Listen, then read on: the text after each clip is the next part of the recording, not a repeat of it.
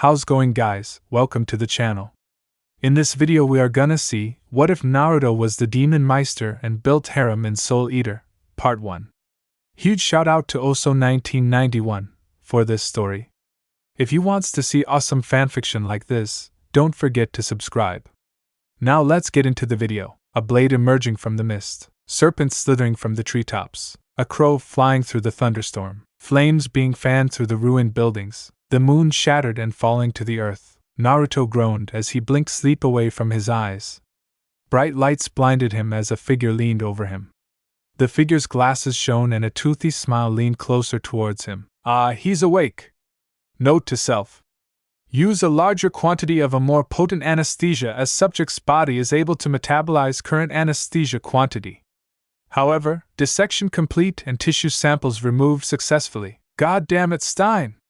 Not again! Naruto leaped off the dissection table and his hands immediately covered his private parts. His eye twitched as he felt yet another stitching on his body. Naruto looked down and saw a long stitch stretching from his left side to his navel. Naruto traced the wound with his hand in a mixture of astonishment, amazement, and anger. What did you take out now? Naruto asked. While I did not achieve all of my objections, I did remove your kidney and extracted several pints of blood. Stein replied nonchalantly. How much of me have you removed? Naruto asked warily, not really wanting to know the answer. Stein grinned and walked over to a cabinet. He opened the cabinet to reveal a fridge. Before Naruto's eyes, Stein opened the fridge to reveal several shelves filled with jars containing different organs and pieces of flesh suspending in liquid. Naruto's eye twitched rapidly as he saw all the jars labeled with his name. Stein pulled a clipboard and began to list his dissection samples. 1 complete lung, 2 hearts, a tongue, 4 kidneys, 5 livers, several quarts of blood, multiple complete marrow samples, 2100 grams of muscle sample, and 47 square inches of skin. Stein! Naruto howled. Before Stein could react, Naruto slammed a chakra-infused fist into the mad scientist's face, sending him flying through an open window. No wonder Spirit-san is so scared of sleeping around Stein. I wonder if he removed part of his brain? It would explain his unhealthy obsession with Maka. Naruto muttered. Still, I can't blame him.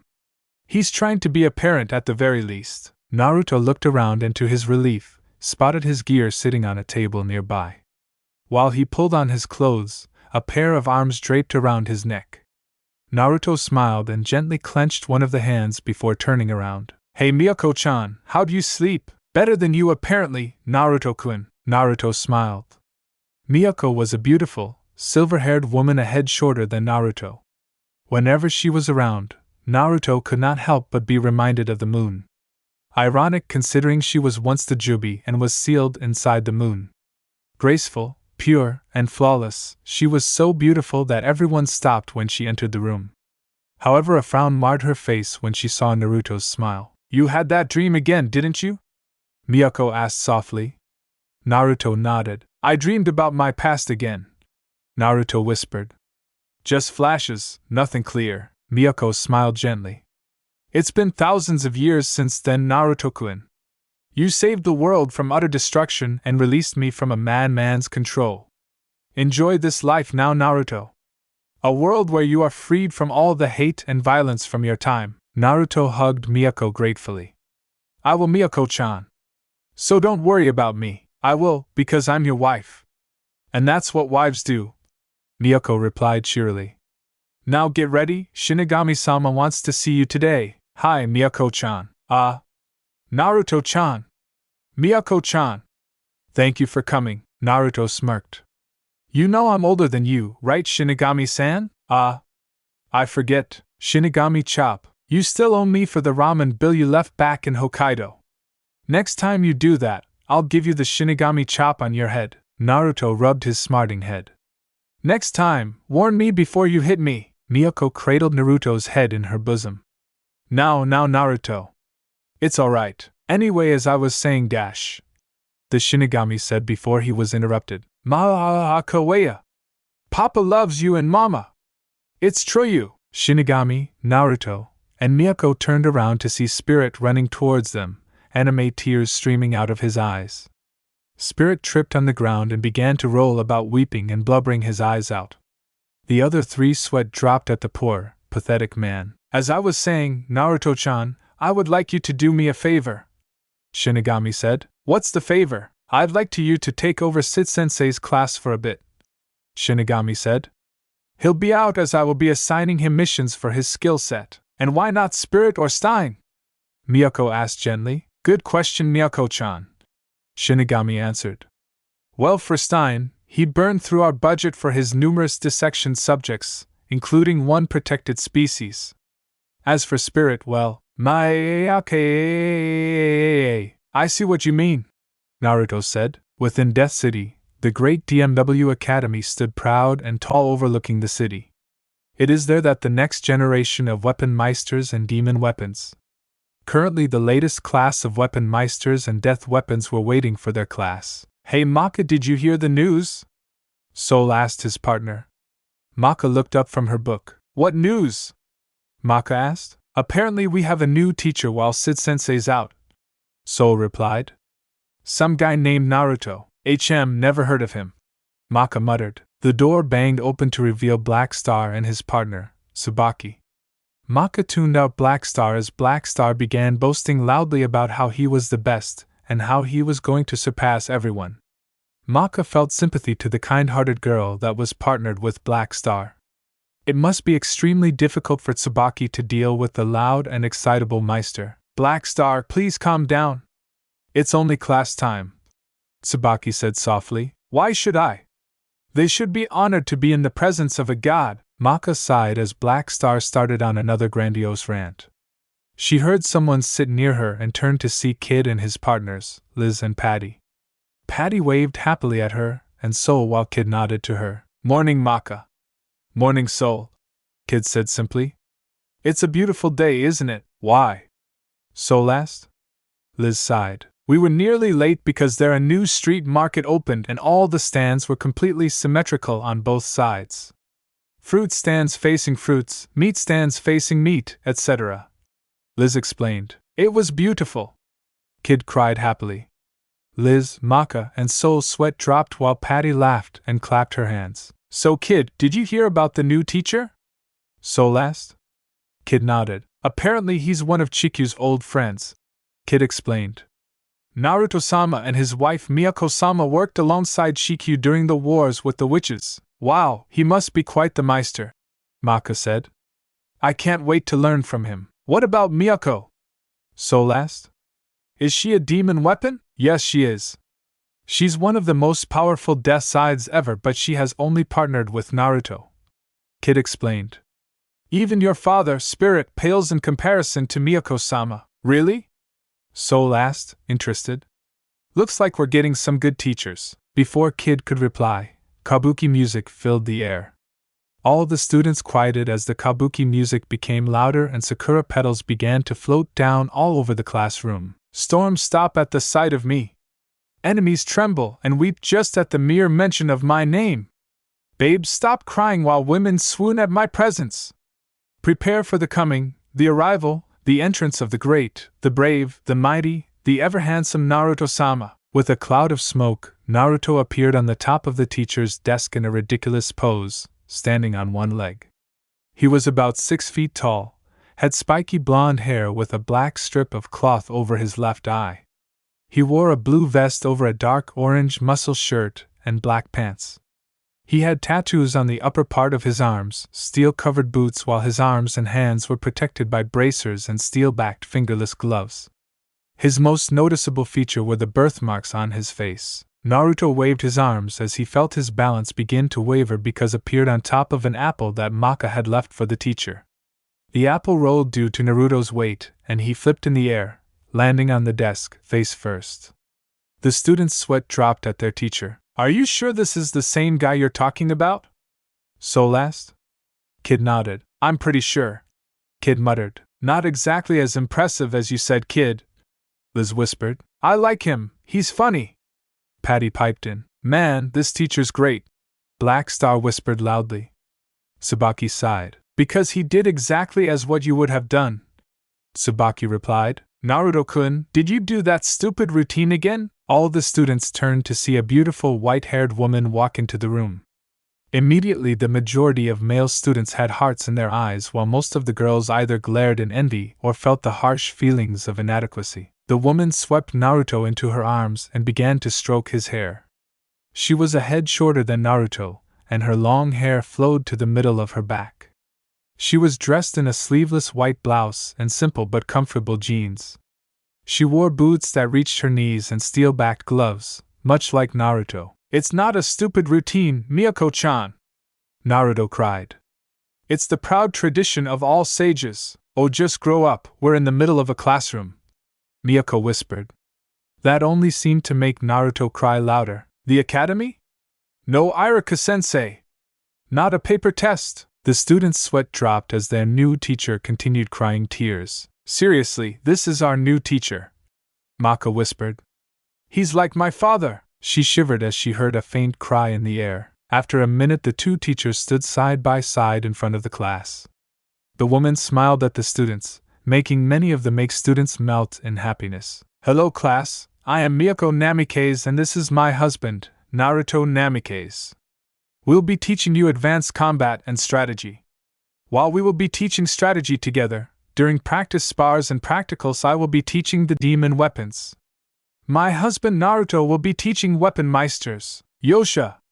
You can count on the great toad Sannin, Naruto-sama," Naruto said with a smile and a thumbs up. Most of the meisters groaned while many of the weapons cheered. Naruto immediately crouched to the ground, drawing circles while depressed clouds floated over him. "Anyway," Miyako continued, "we'll be splitting the class now. Naruto-kun, will you take the meisters out?" "Hi, Miyako-chan," Naruto said. "Meisters, please head to the practice field." "Yes, sensei." The meisters walked out of the classroom and to the front of the DMW Academy. The students quickly gathered around in a circle while Naruto smiled at the group of students. "Well, now, I've heard from Shinigami-san that this class was one of the more promising classes of the DMW Academy." Many of the students puffed up in pride at the compliment. "Anyway, for today you will be graded based on a test," Naruto explained. "You will break off into teams and face me in a fight." Naruto pulled out a scroll on his vest and opened it. Naruto placed his hands on the scroll, and with a cloud of smoke, a large cabinet emerged. The cabinet opened to reveal a multitude of various weapons. "I made sure to stock this cabinet with weapons much like your partner's forms," Naruto said. "Once you've gotten your weapon, gather into your groups. I'll explain the next part of your test will be explained once you've gotten into your teams." The meisters pulled out weapons from the cabinet. Maka pulled out a scythe and spun it experimentally, finding it similar to Soul's weapon form. Black Star pulled out a Kuzurigama while Kid found a pair of pistols. After a while, the students gathered into their teams and waited for their teacher to start speaking. "Now the test today will be me against a team. In order to pass the test, you must make me bleed," Naruto explained. The students gasped out in surprise. "If you do, you will pass. If you don't, you fail. However, only one can pass. The one who passes can choose between his or her two teammates who can pass. The one not chosen will not pass." "But that's not fair," Ox cried out. Naruto grinned wider. "Well, you're going to love this," Naruto said. "If you fail, you and your partner will be expelled out of DMW Academy." "You can't do that," Maka protested. "Can't I?" Naruto asked. "Prove it to me, you bastard! Wait, Black Star!" Maka cried as Black Star charged. However, before anyone could react, Naruto vanished and reappeared in front of Black Star. Naruto grabbed Black Star by the head and brutally slammed him into the ground, creating a crater. Naruto pulled Black Star out and tossed him at Kid. Kid and Black Star crashed into the ground. All the students stared at Naruto in horror while their sensei cracked his neck. "Well, Black Star, Kid, Maka, hurry up," Naruto said. "I can't wait." Kid helped Black Star to his feet. Black Star wobbled a bit and shook his head. "What happened?" Black Star asked. "You were knocked out, quite brutally I might add," Kid explained. "Naruto-sensei is much stronger than he appears. We'll have to work together to bring him down." "But you heard what he said," Maka cried. "The only one who is sure to pass will be the one who makes him bleed first." "She's right," Black Star cried. Everyone for themselves. Wrong choice. Black Star and Maka turned to see Naruto glaring at them. He grabbed Maka and tossed her high into the air. Naruto spun and kicked Black Star, sending him bouncing away. Naruto vanished again and was about to grab Maka when a hail of bullets flew his way. He vanished in a puff of smoke and appeared behind Kid. Kid spun around and aimed his guns at Naruto, but Naruto was too fast. Naruto slapped Kid's hands to the side and kicked Kid in the chest. Kid gasped as he felt the air from his lungs pushed out by the kick.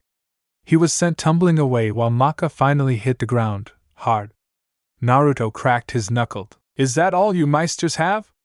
I'm beginning to think that Shinigami-san has grown too soft. Big Star elbow. Naruto turned to see Black Star charge at him with his elbow out. Naruto caught the elbow, to Black Star's delight. Black Star! Get away! Maka cried. What? Naruto grinned as he felt Black Star's wavelength clash against his own. Black Star was sent flying back, his elbows scorched and smoking. Black Star screamed in pain as he felt his soul wavelength surge in disarray. That was a good attack, Black Star, but my soul's frequency and amplitude are much more stronger and complex than yours, Naruto explained. Even in my reduced state, such a headlong attack will not succeed. Maka's eyes widened and she used her soul perception on Naruto.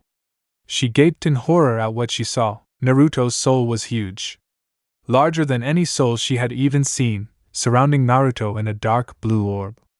The orb was nearly 100 feet in diameter, and covered in spectral black chains marked with tags. On the surface of the soul, Maka could see 9 patterns racing across the soul, constantly moving and racing in different directions. Each of those patterns were a different animal. She could see a tanuki, cat, monkey, slug, beetle, and fox along with 3 other kinds of animals she could not identify. Stretching from the soul were 10 tails that thrashed about and around the soul like a wild animal's tail. It was a frightening sight to see, and Maka was struck dumb at the sight of it. Naruto grinned when he saw Maka's face. You can see it, can't you? My soul, Naruto hissed. This is not even my true strength. I keep my soul sealed so as to prevent collateral damage. Maka could only gape as Naruto moved closer towards her. When he was right on top of her, Naruto raised his leg high. Goodbye, Maka! Naruto brought his heel down on Maka. A huge crash was heard and an enormous dust cloud filled the area. The students closed their eyes and mouths as a shock wave blew the dust everywhere. When the dust cleared, Maka hesitantly opened his eyes to see 2 people in front of her. Protecting her was Kid straining to block the leg while Black Star's weapon dug into Naruto's skin. Naruto chuckled as he felt blood dribble down his side. Naruto grabbed Black Star's weapon and pushed it away from him. He slowly backed away and crossed his arms in an amused smirk. Congratulations, Black Star, you pass. Now choose. Who will pass? Maka or Kid? Naruto asked. Maka and Kid swallowed nervously at Black Star as he eyed the 2 of them. After a moment he turned towards Naruto, glaring at him. I won't choose, Black Star stated. Naruto raised an eyebrow. What do you mean, I won't choose? Black Star repeated. I'll drop out. Then Maka and Kid can continue at DMW. You drop out, Naruto said slowly. What about Tsubaki? Black Star's eyes widened before drooping. Can she stay? I mean, I'm not being expelled. Only dropped out. Black Star, no! Kid exclaimed. I'll drop out. I don't need to go to DMW Academy. I'm a Shinigami. Shikyu will allow Patty and Liz to stay. Maka shook his head. Let me drop out. My swallow, Dad can train me in soul, so who will it be? Naruto asked. None of us. Maka, Black Star, and Kid said unanimously. Naruto grinned widely. You all pass. What? You all pass? Naruto repeated. You showed the necessary skill to survive excel outside of DMW, correct, but you showed me the most important tool needed to survive when victory seems impossible and death is the only option. You showed that you can fight and work together as a team, Naruto explained. In this world those who break the law are scum, but those that abandon their teammates are lower than scum. Naruto smiled and turned away from the 3 of them. As a reward, you three get full marks for today as well as Miyako-chan's next paper test. As Naruto walked away to test the other students, the shock soon went away to feelings of relief. Black Star began to laugh loudly and collapsed to the ground. The laughter spread as Maka and Kid could not help but smile and laugh as well. Once the session was over, the Meisters came back to the classroom and walked back to their seats. The demon weapons could not help but stare as each of the Meisters appeared to have gone through a war. Messed up hair, drenched in sweat, cuts, bruises, and busted noses were numerous. Maka sighed and laid her head down at her seat. Soul eyed her curiously. What happened? Soul asked curiously. Naruto-sensei is an insane, cruel sadist, Maka whispered tiredly. Soul and the other demon weapons turned back at Naruto, who was currently glaring at a container of cup ramen. Damn the 3 minutes! I can crush rocks with my bare hands, summon toads bigger than the mountains, and create armies with a hand seal, but I can't skip the 3 minutes it takes cup ramen to cook. Naruto ranted angrily as he stared at the container. The demon weapons stared at Naruto and back at their Meisters. Are you sure? Tsubaki asked cautiously. He doesn't seem to be the type. Trust me, he's a sadist. Finally! Naruto cheered. However, in his rush, he accidentally knocked over the container, sending the noodly goodness all over the ground. My ramen! No! Everyone in the classroom sweat dropped as Naruto scrabbled at the ramen, crying fountains from his eyes, while Miyako prevented him from eating the ramen off the floor. My high ramen! Naruto sobbed. The next day at Shibuya, the Naruto's and Miyako's class were in the classroom as Miyako explained to the students advanced manipulation of the soul. Naruto was sitting at the desk playing his Game Boy DS, muttering to himself and randomly shouting out obscenities or cries of victory. Miyako continued through the lesson despite the ever-growing vein pulsing on her forehead. Now, as you already know, each soul has a unique wavelength. The characteristics of the wavelength are dependent on the frequency and amplitude. A soul's characteristics is dependent on the frequency and the shape of the individual wave. For example, Black Star's frequency is very high and the wave's shape is extremely jagged, displaying his energetic yet egotistical behavior. As opposed to his partner's wavelength, which has a lower frequency and much smoother, which shows her more easygoing nature and her nurturing nature. Miyako explained. Amplitude is a true indicator of how powerful a soul is. The larger the amplitude, the stronger the soul is. With a larger amplitude, soul-based techniques used by people with a larger amplitude are more powerful than those with a small amplitude. For example, Stein-sensei's large amplitude allow him to use powerful soul-based attacks with ease, being able to fire off multiple soul-based pulses one after the other. My husband's soul amplitude allows him to create a near-impenetrable armor that can cause attacks of a lesser power to reflect back to the user, much like a mirror. Yosha! Hyper Beam Ninetales! Wait, it missed? That's fucking bullshit. No! I shall avenge thee! Curse you, Squirtle! I shall use your shell to eat my ramen! Miyako's eye twitched severely at Naruto, who was blissfully unaware of his wife's ire. She turned to Tsubaki, who flinched at the expression on Miyako's face. Tsubaki-chan, I want you to take note of this when Black Star is misbehaving. It is our job as women to keep the men in line when they forget to behave, Miyako said sweetly. She walked over to where Naruto was playing his Game Boy and tapped him on the head. Naruto looked up to see Miyako's smiling face. However, Naruto could see the evil aura surrounding his wife and panicked. And oh! My beautiful wife has been possessed! Black Star! We need an old priest, a young priest, a bucket of holy water, and a Bible. Hurry! Naruto shouted. Miyako's eye twitched again and with eye-blurring speed, grabbed Naruto's ear and yanked it. Naruto howled in pain as Miyako began to wring his ear thoroughly while the students winced at the sight. Just looking at Naruto screaming in pain brought flashbacks of being punished in many students. Naruto, I understand that you have little patience in learning through intellectual means, but that does not mean you can disturb my class. Miyako lectured as she shook Naruto. My ears, Miyako-chan! If you tear of my ears, how will I listen to the voice that even angels fall silent to? Naruto wailed. Well, obviously you don't listen to me enough, so sit in your chair and be quiet. Naruto nodded and cowered in his seat, shivering. He pulled out a ragged sleeping cap with teeth and placed it over his head, covering his eyes. Miyako nodded in approval before turning to Tsubaki. "Did you take note of that, Tsubaki-san?" Miyako asked gently. Tsubaki nodded. "Hi, sensei," Tsubaki replied. "But isn't that a bit harsh? My husband is able to take dozens of swords to the chest without flinching. However, he just needs to be shown who's boss sometimes.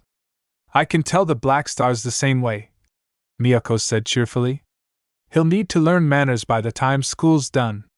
Anyway, what was I talking about? Frequency and amplitude, sensei," Maka answered. Miyako nodded gratefully to Maka. "Thank you, Maka-san. Now, as I was saying, ... However, the bell interrupted her.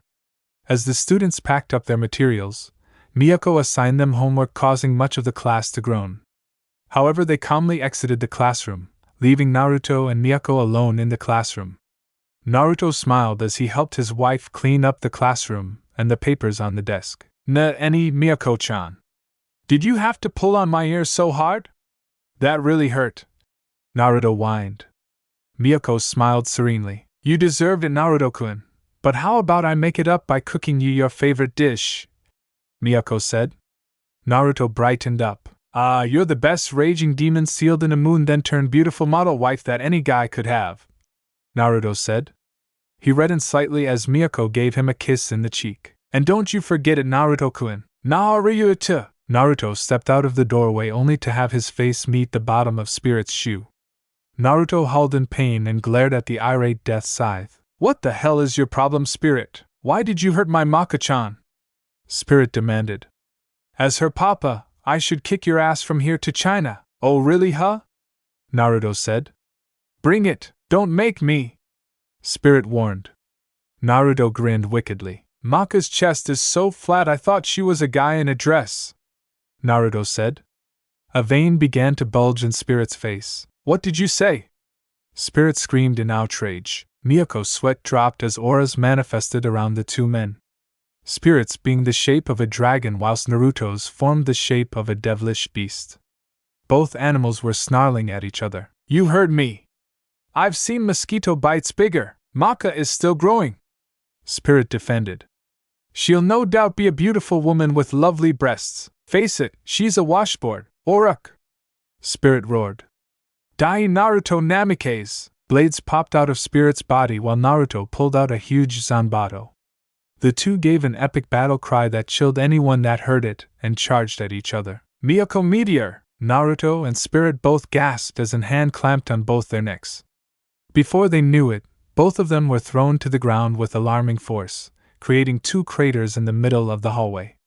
Miyako glared at the two men, exasperated by both of their attitudes. She pulled Naruto out of the crater before pulling Spirit to his feet. Spirit's eyes were glazed over as he giggled happily at the imaginary birds fluttering around his head. Miyako shook the Death Scythe into consciousness. "Spirit-san, wake up!" Spirit groaned and flinched when he saw a cute glare of Miyako. Miyako smiled, but behind her, Spirit could see the evil aura just steaming from Miyako. "I'm assuming that you have a message for myself and Naruto, is that correct?" Miyako asked politely. Behind her, the evil mass seemed to quiver in excitement. Hi. Shinigami-sama has a message for you both," Spirit replied nervously. Miyako nodded. "Thank you, Spirit-san." Spirit sighed as he saw the evil aura dissipate in the air as Miyako picked up her husband. As she left the door, she turned back to Spirit. "Maka's a wonderful girl and a brilliant student. If you are worried about her, don't be. She is doing excellent in her studies and practicals. I have no doubt that she'll be one of the strongest Meisters when she graduates," Miyako said sincerely. She gave a little wave before leaving the classroom. Spirit knelt to the ground and began weeping tears of joy. "Maka! You make your papa so proud! Just like Mama! Hello, Naruto-chan! Miyako-chan! So glad you got the message!" Shinigami said in his usual light-hearted voice. Naruto placed his hands behind his head. Yeah? So what did you want?" Naruto asked casually. Miyako slapped him in the back of the head. "Show some manners, Naruto-kun," she hissed. Naruto pouted. Why should I? It's not as if he's stronger than me. And he doesn't take offense to it. We're best buds. Naruto whined. Actually, we're friendly acquaintances. Shinigami corrected. Naruto knelt down on the ground with a depressed cloud hanging over him as he traced circles into the ground. You can almost see the clouds start to rain over the blonde teacher. I thought we were friends after all these years. Naruto whined. Miyako meteor! Naruto and Shinigami cried out in pain as a fist-shaped indentation on both of their heads steamed. Miyako glared at the two as they writhed in pain on the ground. Shinigami-san, apologize. That really hurt Naruto-kun. And Naruto-kun, behave for at least 30 minutes. Hi Miyako-chan. Shinigami sidled towards Naruto. Any Naruto-chan. Your wife is really scary, he whispered. Naruto nodded. And that's why I love her. Can we get back to business please, Shinigami-san? Miyako asked politely while smiling. Behind her the evil aura seemed to grow larger. Hi, Shinigami replied, clapping his hands. Inwardly he resolved to ask Stein to research the black aura behind Miyako if it's any way related to Kishin. I called you two here today because I've picked up the wavelength of a Kishin egg. Unlike normal ones, this one is on the verge of becoming a Kishin, Shinigami said. It is located in Auschwitz over the ruins of the old Nazi capital. It's been dormant for 60 years after devouring nearly all of the thousands of souls teeming in that accursed place. Once it awakens, it only needs a month to consolidate its power before it become a full-grown Kishin. I need you two to stop it and destroy it before it become a Kishin. Why wasn't it destroyed already? Naruto asked. Shinigami gave a frustrated sigh. After World War II, there were so many Kishin eggs popping up all over the place that it was a miracle we managed to keep the casualties lower than 100. All of our Meisters were traveling non-stop in order to stop this surge of Kishin eggs, Shinigami explained. However, it appears that one escaped us and managed to hide from us until now. I trust that you two will be able to handle it. Hi, Naruto and Miyako said. The Shinigami clapped his hands in delight. Excellent. Now be ready at 1800. A plane will be waiting for you at the airport. I wish you two good luck. Hours later, Naruto was driving down the open road of Germany's highway on his motorcycle with Miyako. Off into the distance, the grim structure of the Auschwitz prison camp was standing there, a monument of all the innocent souls that were executed for their difference. Naruto ground his teeth as he remembered all the hardships he had endured in Konoha as a child. He gunned the engine and the motorcycle jerked as accelerated towards the empty prison. Miyako looked at her husband worriedly as she felt his strong soul begin to fluctuate. She sent a gently pulse through her hands, reassuring him that she was with him. Naruto nodded and relaxed the throttle as they approached the building. Naruto cut off the engine and parked the cycle near the entrance of the prison. He jumped off and followed his wife towards the main gate. Miyako frowned as she opened the gate. The entire place was completely empty. Aside from the odd whistling sound from the wind, it was silent, devoid of life or activity. She could feel her pulse race as she warily walked around, searching for any sign of trouble. She pushed open another door to see a guard slumped against the ground. Miyako knelt down and placed her hands on the man's neck. She frowned and quickly turned towards Naruto. He's dead. The Kishin egg must be here, Miyako said. Naruto nodded. We won't have long to wait. It's already evening and it appears that he's eaten all of the souls that were here. It's going to have to move tonight if it wants to feed on more souls, Naruto said. After it deals with us, Miyako replied. They both stiffened as a malevolent aura of madness washed over them. Naruto grit his teeth and turned around, searching for the source. It's here, Naruto hissed. Get ready, Miyako. Hi! Miyako's whole form was covered in light as she changed into her weapon form. Naruto smiled grimly as he swung the Miyako's weapon form. Miyako's form was of a huge double-edged sword that was 6 feet long. The blade was 6 inches wide and took 5 feet of the length, while the last 12 inches of the blade gently tapered into a point. The cross-guard and hilt were both a foot long, ending with a orb-like pommel. There were no jewels, no decorations, and without any gaudy ornaments, yet deadly elegant. The most prominent feature was that the blade reflected light so well that it shone like a torch even in the darkness of the night. Naruto easily lifted the blade over his shoulder, smiling at it. "It's been a while since I've seen your beautiful form. You flatter me, Naruto-kun," Miyako replied. "Yee-hee-hee-hee-hee-hee. More souls for the taking," a voice called out. "It seems that the world seems to be going my way, as it should be." Naruto turned to see a man dressed in a Nazi uniform walk towards him. A line of drool leaked from the side of his mouth as he pulled out a small pistol from his holster. He slowly walked out into the open where Naruto and Miyako could see his face. Naruto pointed his sword at the man. "Adolf Hitler, for your slaughter of the innocents, both the living and dead, your soul is forfeit," Naruto said in a cold voice. Adolf laughed loudly. "Inferior being, you think you can stand up to me? I am an Aryan, the superior race. Even now in death, there is no one that stand up to me. Now die, Meister!" Adolf pulled out his pistol and a huge beam of light sped towards Naruto. Naruto held up his sword in front of him, and the beam slammed into his sword. The beam bounced off and slammed back into Adolf. Adolf screamed in pain as the beam scorched him badly. He took several staggering steps before straightening up to his feet. "I'll kill you!" Adolf roared. He pulled out a sword as well and charged at Naruto. Naruto simply maneuvered his blade to guard against Adolf's sword. Adolf felt his sword strike against Naruto's with an impressive amount of force. However, he was blasted backwards as an equal amount of force hit his blade. Hitler jumped backwards and stared at Naruto, confused. Naruto laughed. "Confused? Well, let me give you a quick explanation," Naruto said. "Miyako-chan's not your normal death scythe. She can reflect any attack, physical or energy-based, equal in force.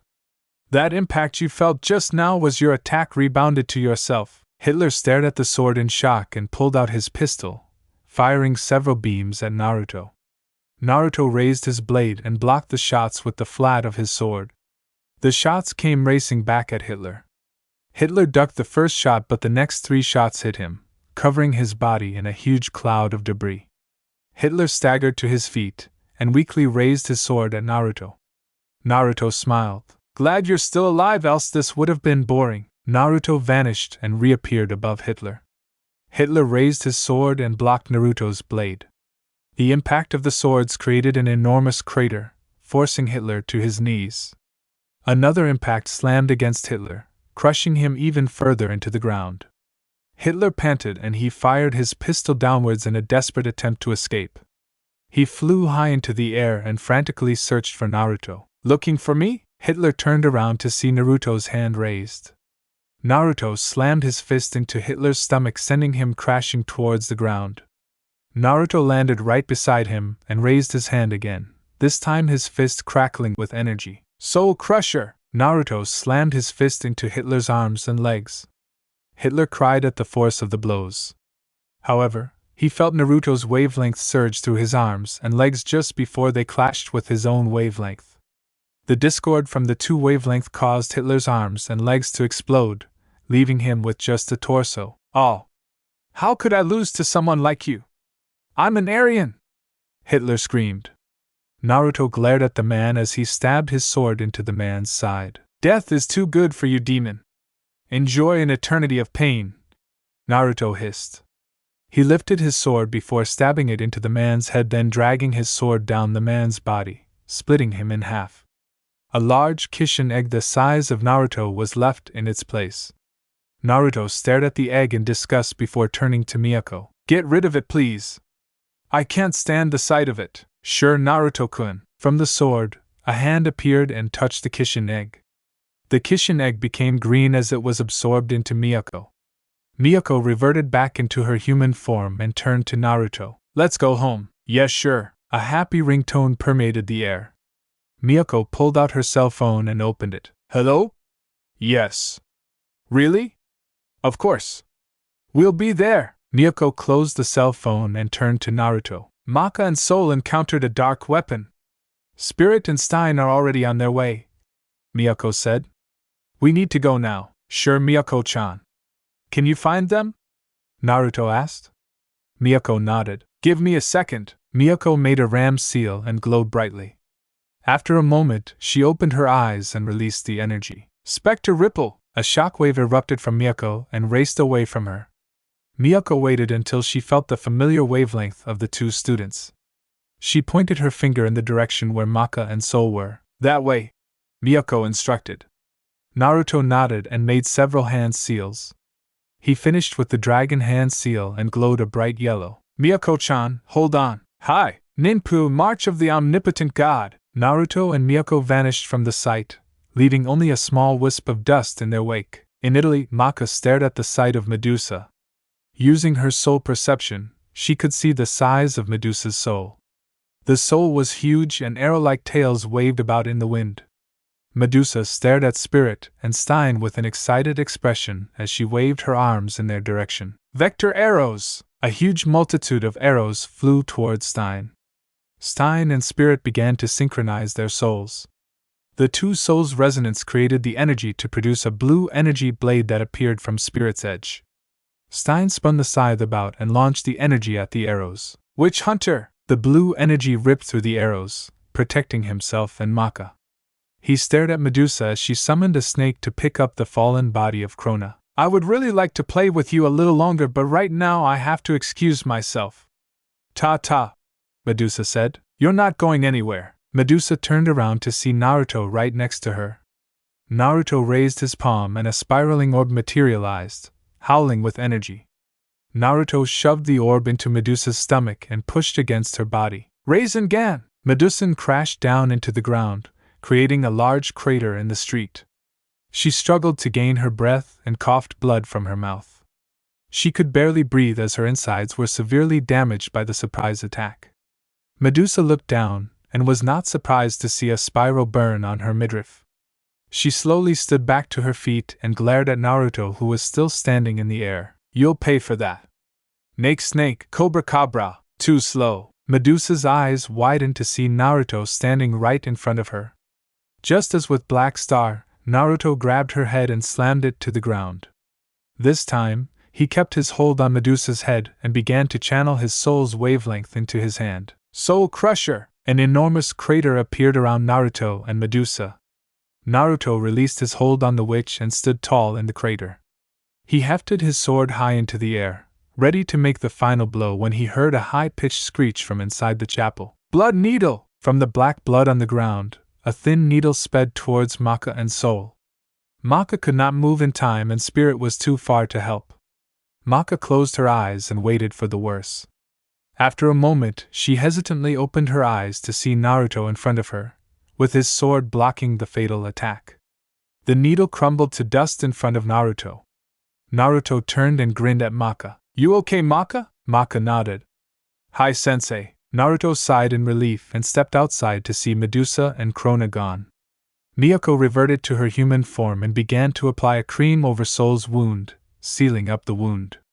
Naruto turned towards Stein, resting on the ground. You okay, Stein? Naruto asked. Stein nodded. I'll be fine. However, we need to get Soul back to Shibuya, Stein said. He looked down at his wound with mild interest before pulling out a needle and thread.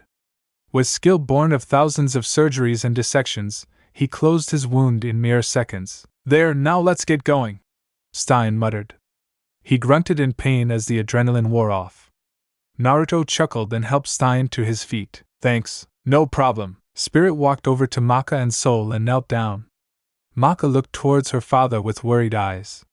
Spirit smiled reassuringly at Maka. He'll be fine, Maka, Spirit whispered.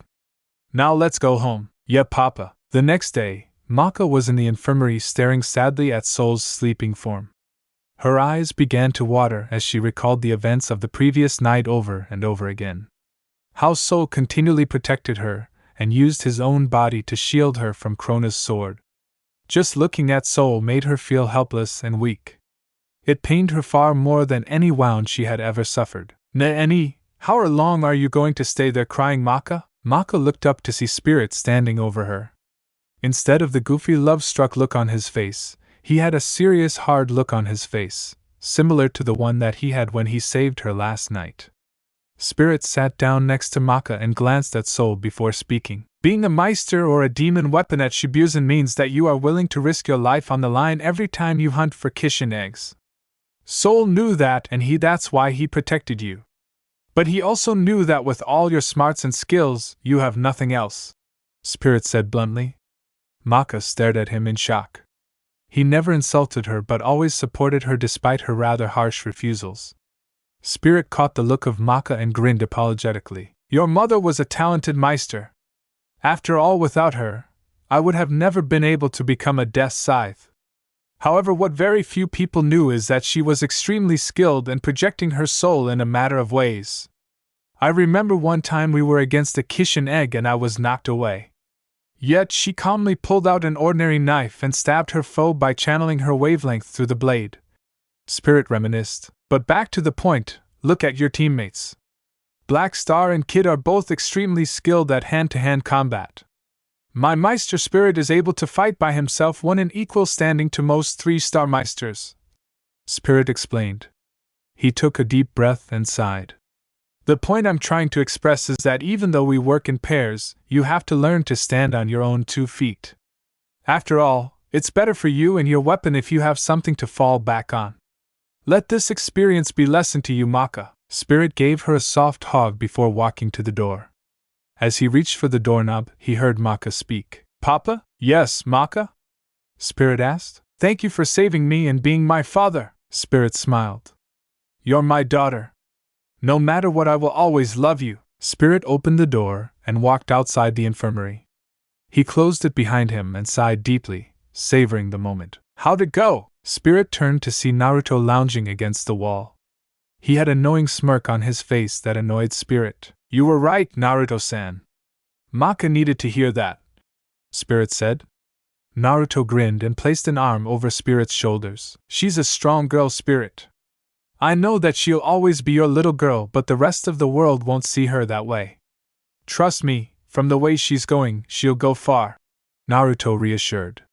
Spirit nodded. Now let's report to the death room. Shinigami-san's waiting. She actually called me Papa for the first time since my wife and I got divorced. Thank you, Naruto. No problem, Spirit. The two reached the Shinigami's death room and quickly gave their report.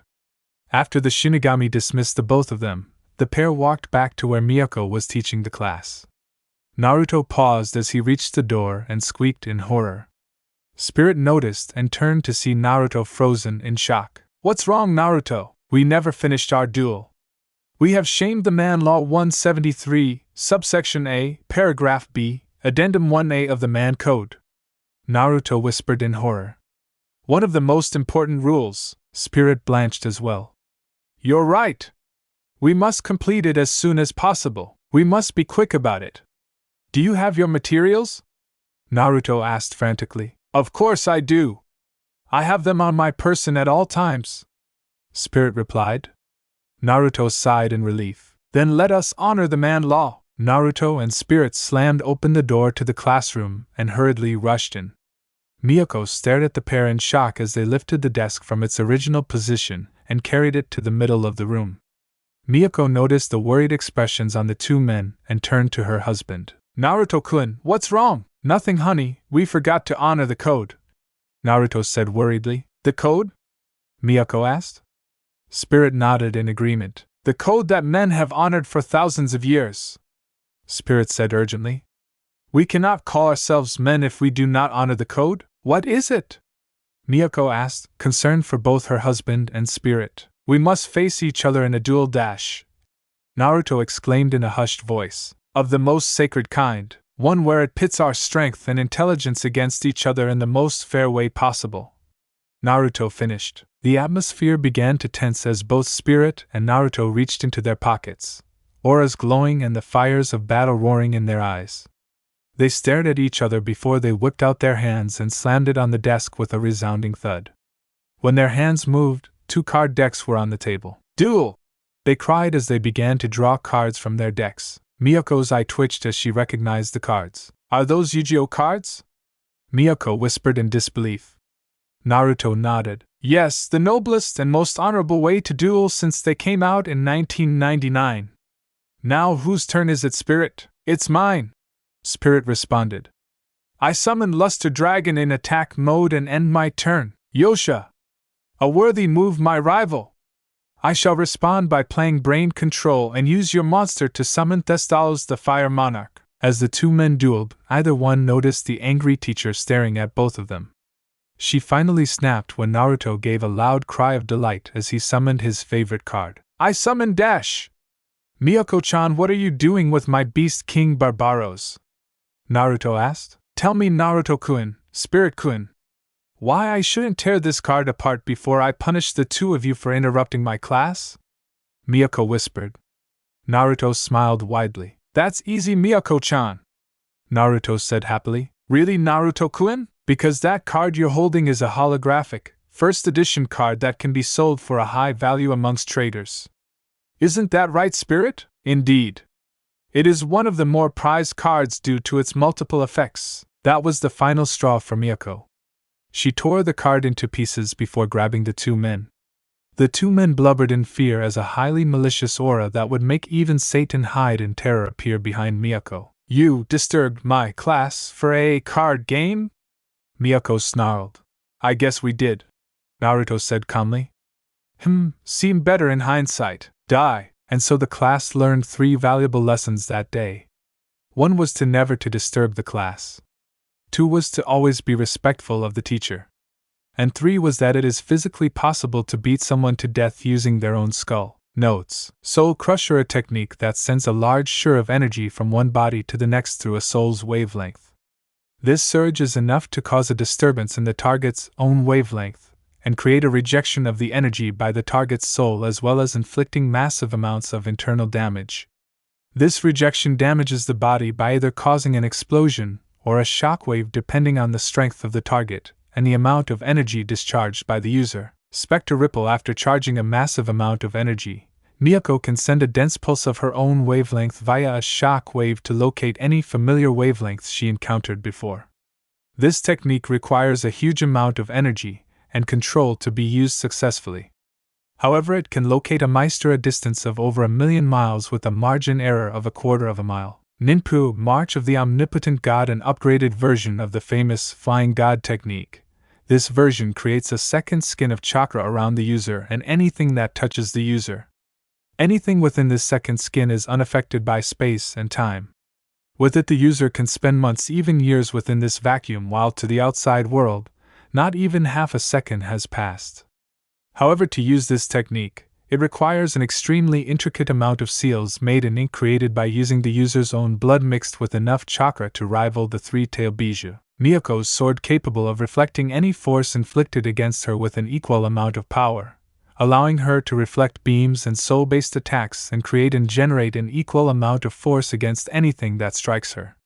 It excels in physical combat, as with each strike Naruto's score, the amount of damage he inflicts is double due to his original force, and the force reflected back against the user by her ability. Notes end. Now class, don't forget to study for the test next week, Miyako reminded the class as they began to pack up. And will Black Star, Maka, and Kid stay along with their partners? Naruto wants to speak to you privately after class. Maka looked at Miyako worriedly as the rest of the class exited the classroom. Miyako smiled reassuringly at the student. Don't worry, Maka, you're not in trouble, Miyako said gently. Naruto wants to offer you 3 an exclusive offer that he reserves for very few. Do you know what it is? Black Star asked excitedly. Miyako nodded. Of course, and I will tell you that you will not regret accepting it, Miyako replied as she packed her belongings. Where is Naruto-kun anyway? Orug! I have one Naruto! No, how could I lose? Curse you, Yoshi! Miyako stepped out of the classroom to see that Naruto and Spirit had somehow set up an entire entertainment system out in the hallway and were currently playing Super Smash Bros. On a large flat-screen television. As of now, Spirit was dancing in victory while Naruto was rolling on the ground, bemoaning the fallacies of random item drops and the unfairness of the Super Hammer and the rocket launcher. Miyako sighed as she had given up on trying to change her husband's immature habits ever since he met Spirit. It was as if they were trying to compete on who was the biggest moron. Secretly, Miyako felt her husband was winning. Naruto-kun, my class is over. I've requested Maka and the others to stay in the classroom just as you asked, Miyako called. Naruto nodded. "Ah, thank you, Miyako-chan," Naruto said. "I'll go speak to them now." Naruto walked into the classroom and smiled at the meisters and weapons in the classroom. I'm guessing you guys are wondering why I called you here?" "Nay?" Naruto asked. He received nods from the students. "Well, I'm offering a chance for you three to get exclusive training from me." "Why?" Kid asked. Naruto grinned. "While your class have some promising meisters and future Decides, I see great potential in the 7 of you, but all of you have flaws that can be worked on. So I decided to offer you training in order to eliminate your flaws or weaknesses. Teach you some moves and techniques that I have learned throughout my years." Naruto replied. "I accept," Black Star said quickly. Naruto smiled. "That's the spirit, Black Star. How about you, Tsubaki?" Naruto asked. Tsubaki nodded. "I'd be happy to take the training, so would I.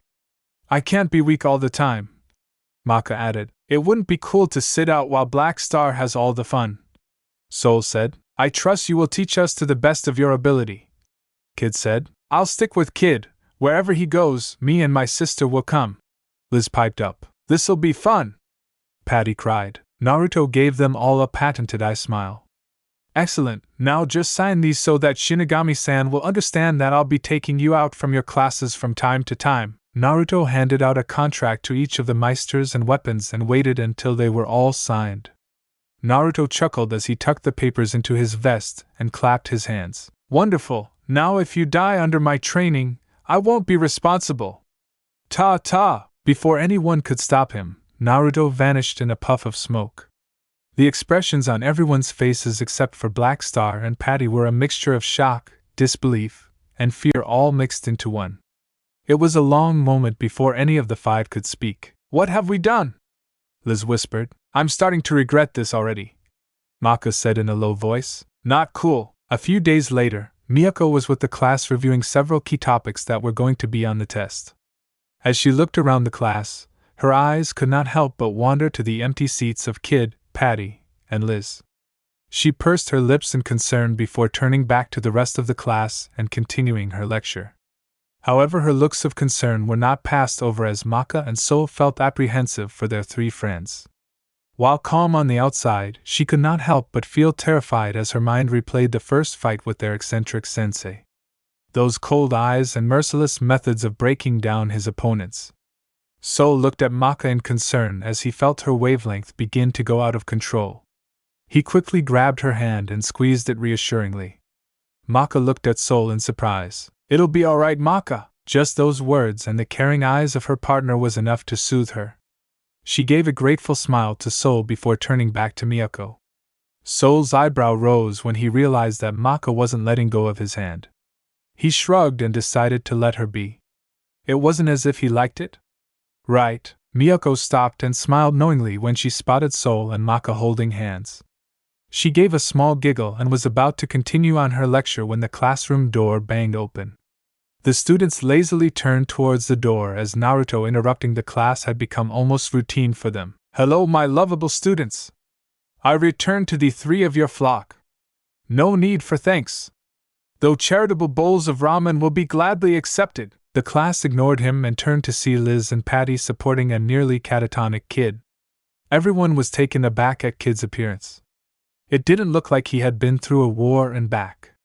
It looked like someone or something had grabbed Kid, ripped him apart, put him back together, and ripped him to tiny shreds before placing him back into a semi-acceptable shape of a human being. Just looking at Kid made the normal person flinch, while Black Star and Maka were gaping in horror. Liz and Patty managed to place Kid in his seat and sat back into their own seats as well. However, it was apparent just seconds after he sat down that Kid was broken mentally. He was giggling about how the world was inherently chaotic and symmetry was just a facade for the unsymmetrical side of the world, spouting the beauties of number 4 while staring blankly into space. Soul swallowed hard and leaned over to Liz. "What happened to Kid?" Instead of the worried expression he was expecting, Liz just sighed in exasperation. "Naruto-sensei wanted to strengthen Kid's willpower and concentration using a rather unconventional method." Flashback. Kid, Patty, and Liz approached the room where Naruto-sensei had told them about. Beside the doorway, Naruto was sitting there eating a bowl of ramen happily while humming a tuneless song. After a moment, Naruto noticed Kid and the others and quickly finished his bowl of ramen before speaking to them. "Ah, you've came. Excellent. Now I've looked at your records and talked with your father. Overall, you are quite a well-rounded individual.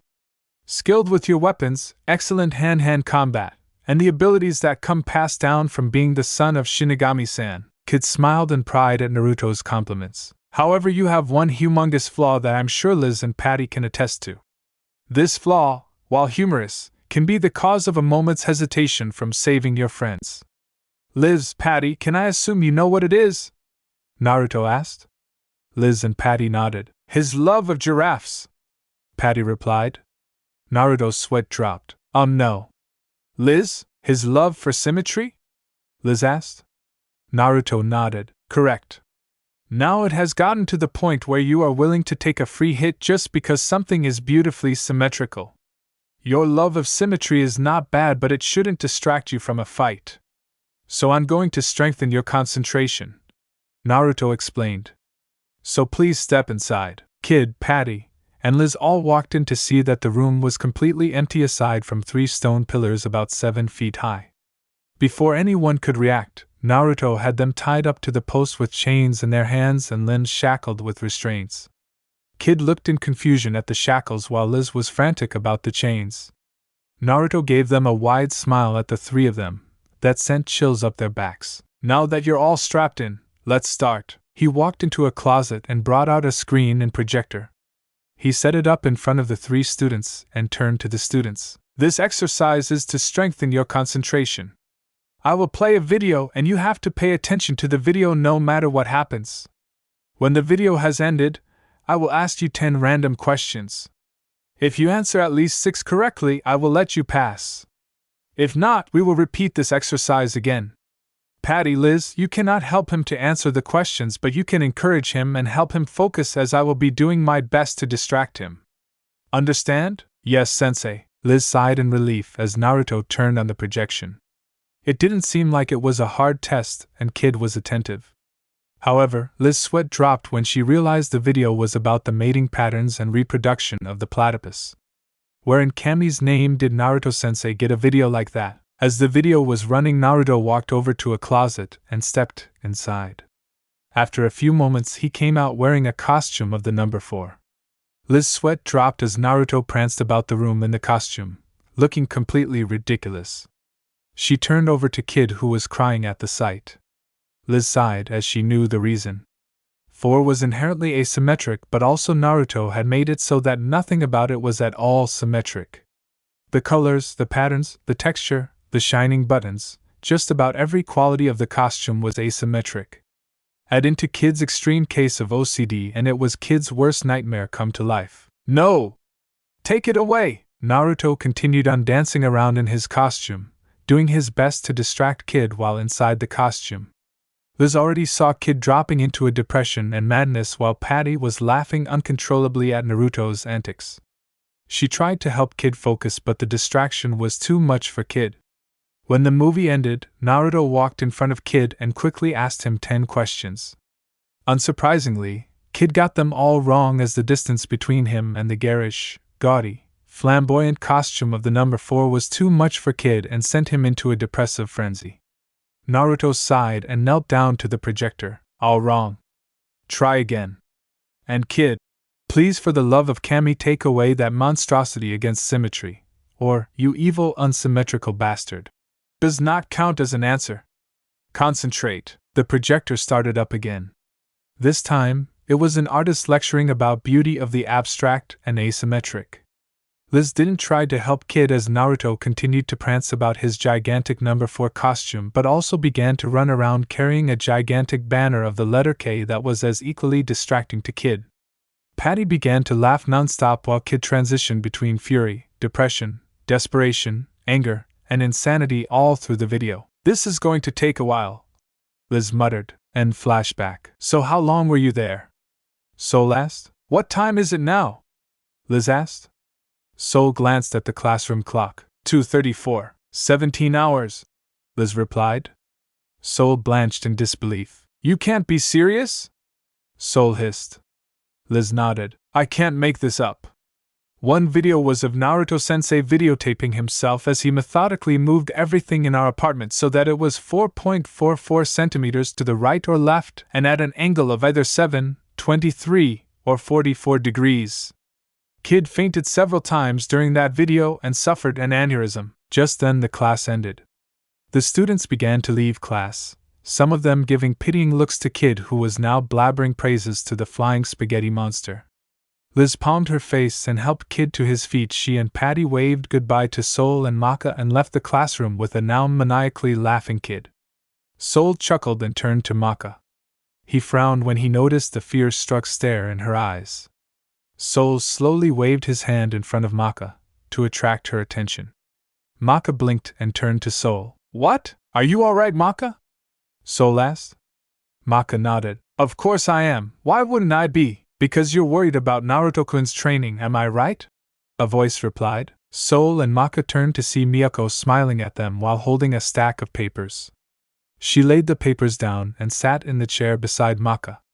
Maka looked at Miyako with a guilty expression before nodding.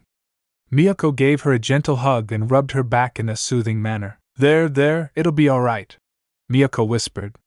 Naruto-kun may be a bit extreme, but he'll never put his precious people in harm's way if he can help it. Are you sure? Maka asked. Miyako nodded. The training that he's giving you, Black Star, and Kid is so that you will be able to stand strong in the face of fear and madness. He wants you to be able to stand in victory over the impossible odds that may come against you while continuing to have a happy smile on your face despite the horrors that you may encounter. Miyako explained. Nothing in this world is absolute, and Naruto fears that sooner or later the Kishin will return. Shinigami-san cannot always be there, and sooner or later, he will come to rely on you to help him.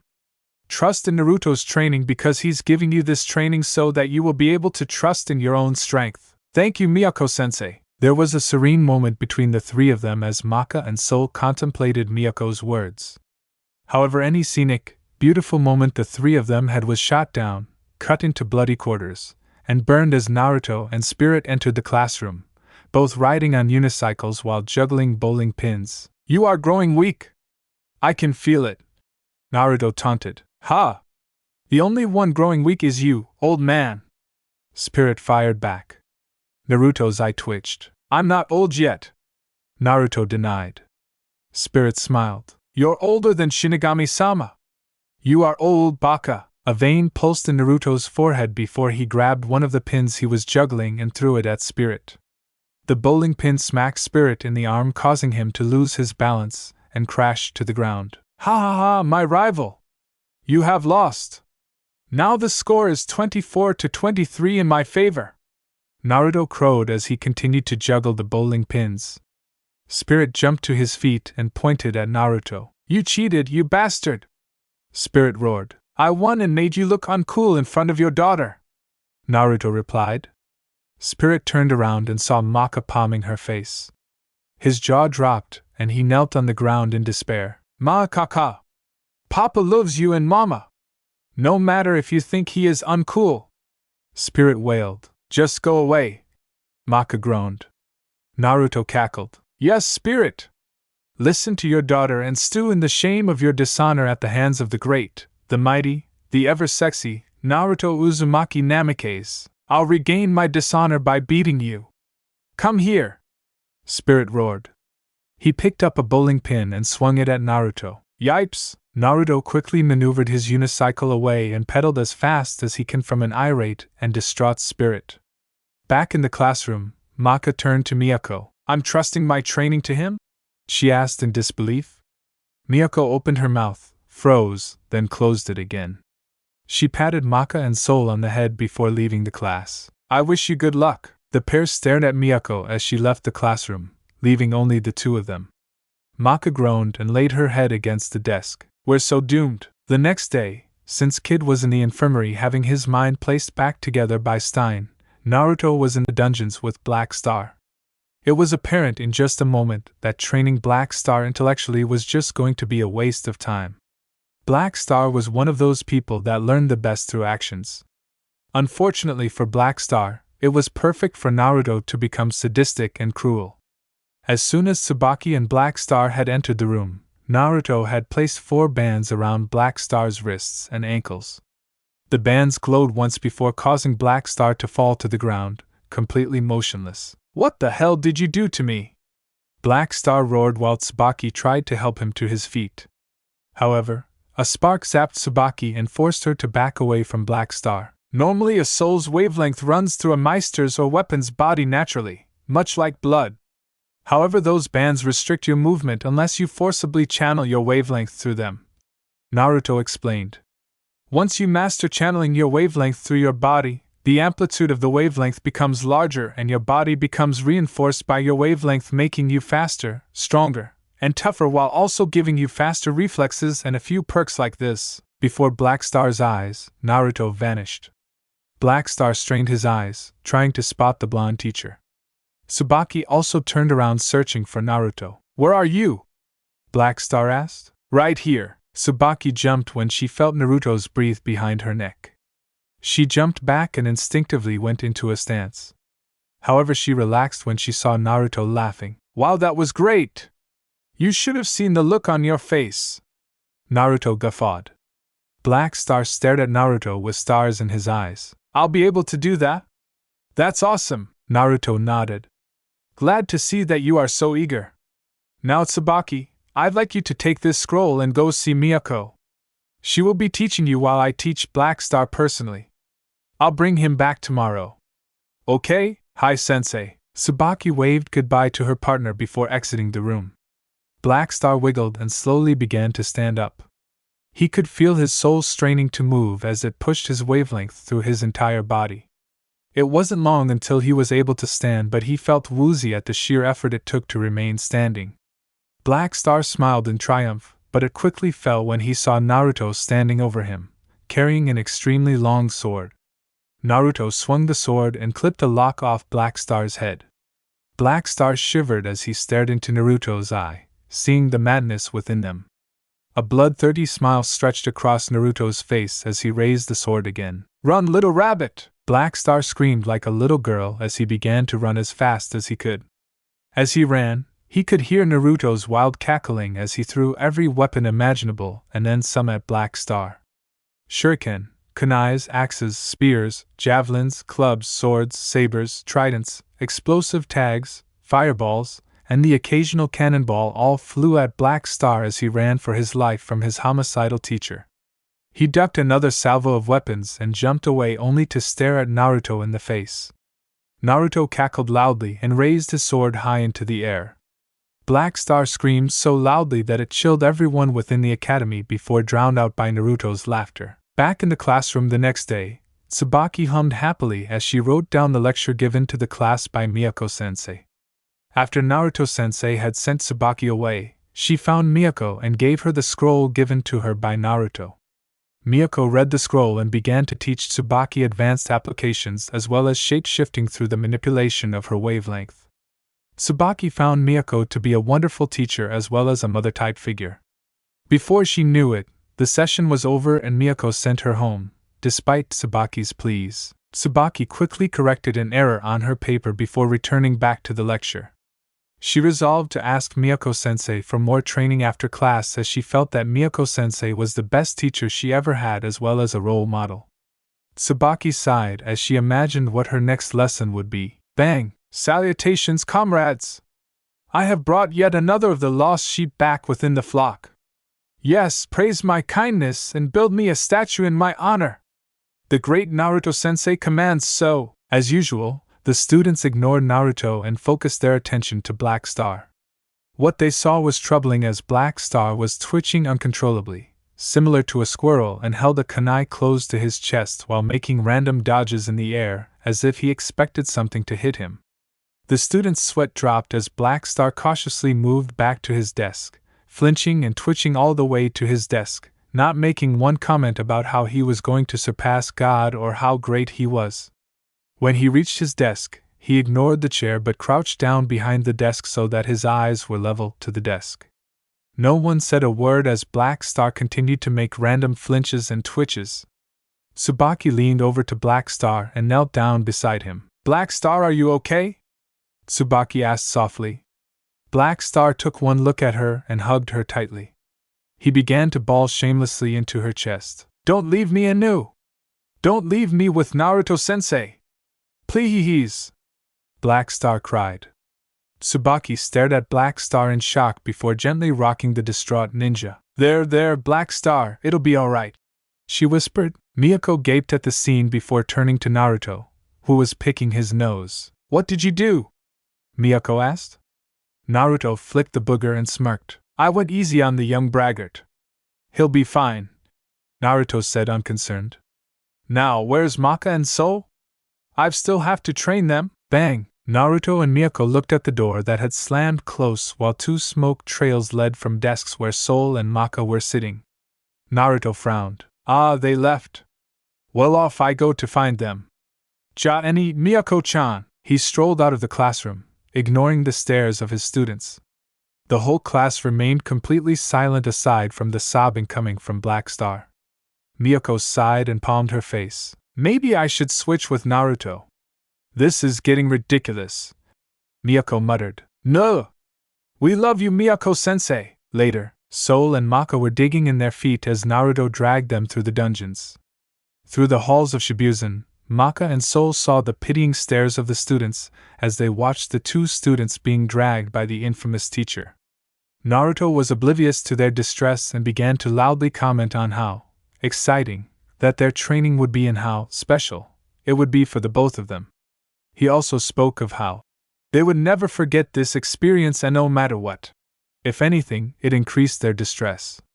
Maka grit her teeth and desperately dug her steel-toed boots to the ground, creating deep gouges in the wooden floor, while Soul changed his arm into a side blade and tried to stop Naruto's progress. Both students' efforts were futile as Naruto continued to drag the both of them, without a care in the world. This is going to be fun, right, Maka? Soul? Naruto said cheerfully. No dash! Just as with Kid and Black Star, Naruto dragged the pair into the dungeons. The two struggled and pleaded, but their efforts were all in vain as Naruto kicked open the door and pushed the two students inside. Naruto quickly closed the after him and blocked the doorway. Maka and Soul back away from their teacher and Soul stepped in front of her, shielding Maka from Naruto. Naruto chuckled on the looks on their faces. You're expecting me to do some insane and mind-shattering training, right? Naruto asked. Soul and Maka eyed Naruto but nodded in sync. Naruto smirked. I originally had something like that in plan, but then I noticed something important between the two of you. Naruto said gently. You two have the closest relationship out of all the weapons and Meisters. So much so that your soul wavelengths are slowly adapting and tuning each other. Naruto explained. However, with the incident in Italy as well as the growing distrust between you two, I brought you down here so you can speak between the two of you, privately and without interruption, while also training you as well. Naruto reached into his vest and pulled out a scroll. From the scroll, he summoned a phonograph and some records. The two watched as Naruto laid a record on the phonograph and laid a pin on the record. Soft and gentle music flowed out of the device. Naruto approached the two and pulled out a strip of cloth. He slowly tied the cloth around Maka's eyes and made sure that it was secure over her eyes. Naruto-sensei? What's this for? Maka asked, secretly dreading the answer. I want you two to dance? Naruto said simply. What? Soul stuttered. Soul, take Maka's hand and dance with her. Guide her and lead her. Maka, I want you to simply follow Soul. Trust in him. Naruto said. But dash! It's either this or my original plan involving you fighting against me. Naruto said curtly. Maka quickly grabbed Soul's hand and placed his hand on her side. She laid a hand on his shoulder and gripped his free hand. Soul blushed but began to slowly lead her to the beat of the music. Naruto let the two dance for a few moments before speaking. As you dance, I want you to tell your partner everything. Your hopes, your dreams, your fears, every little secret. What happens here will be only between you two. I will simply stand out in the hall. If I find that you do not complete this within 5 hours, I will fall back to my original plan. Naruto walked out the room and closed the door. Maka and Soul heard the lock click shut. The two continued to dance, not speaking a word. I never thanked you for saving my life back in Italy. Maka whispered. I know, but I don't care about that. Soul replied. I'm thankful that you weren't hurt, but why did you jump in front of me? Maka asked. You could have been killed. Why? Because it was the right thing to do, Soul answered. And I would have hated myself if anything bad happened to you. But why me?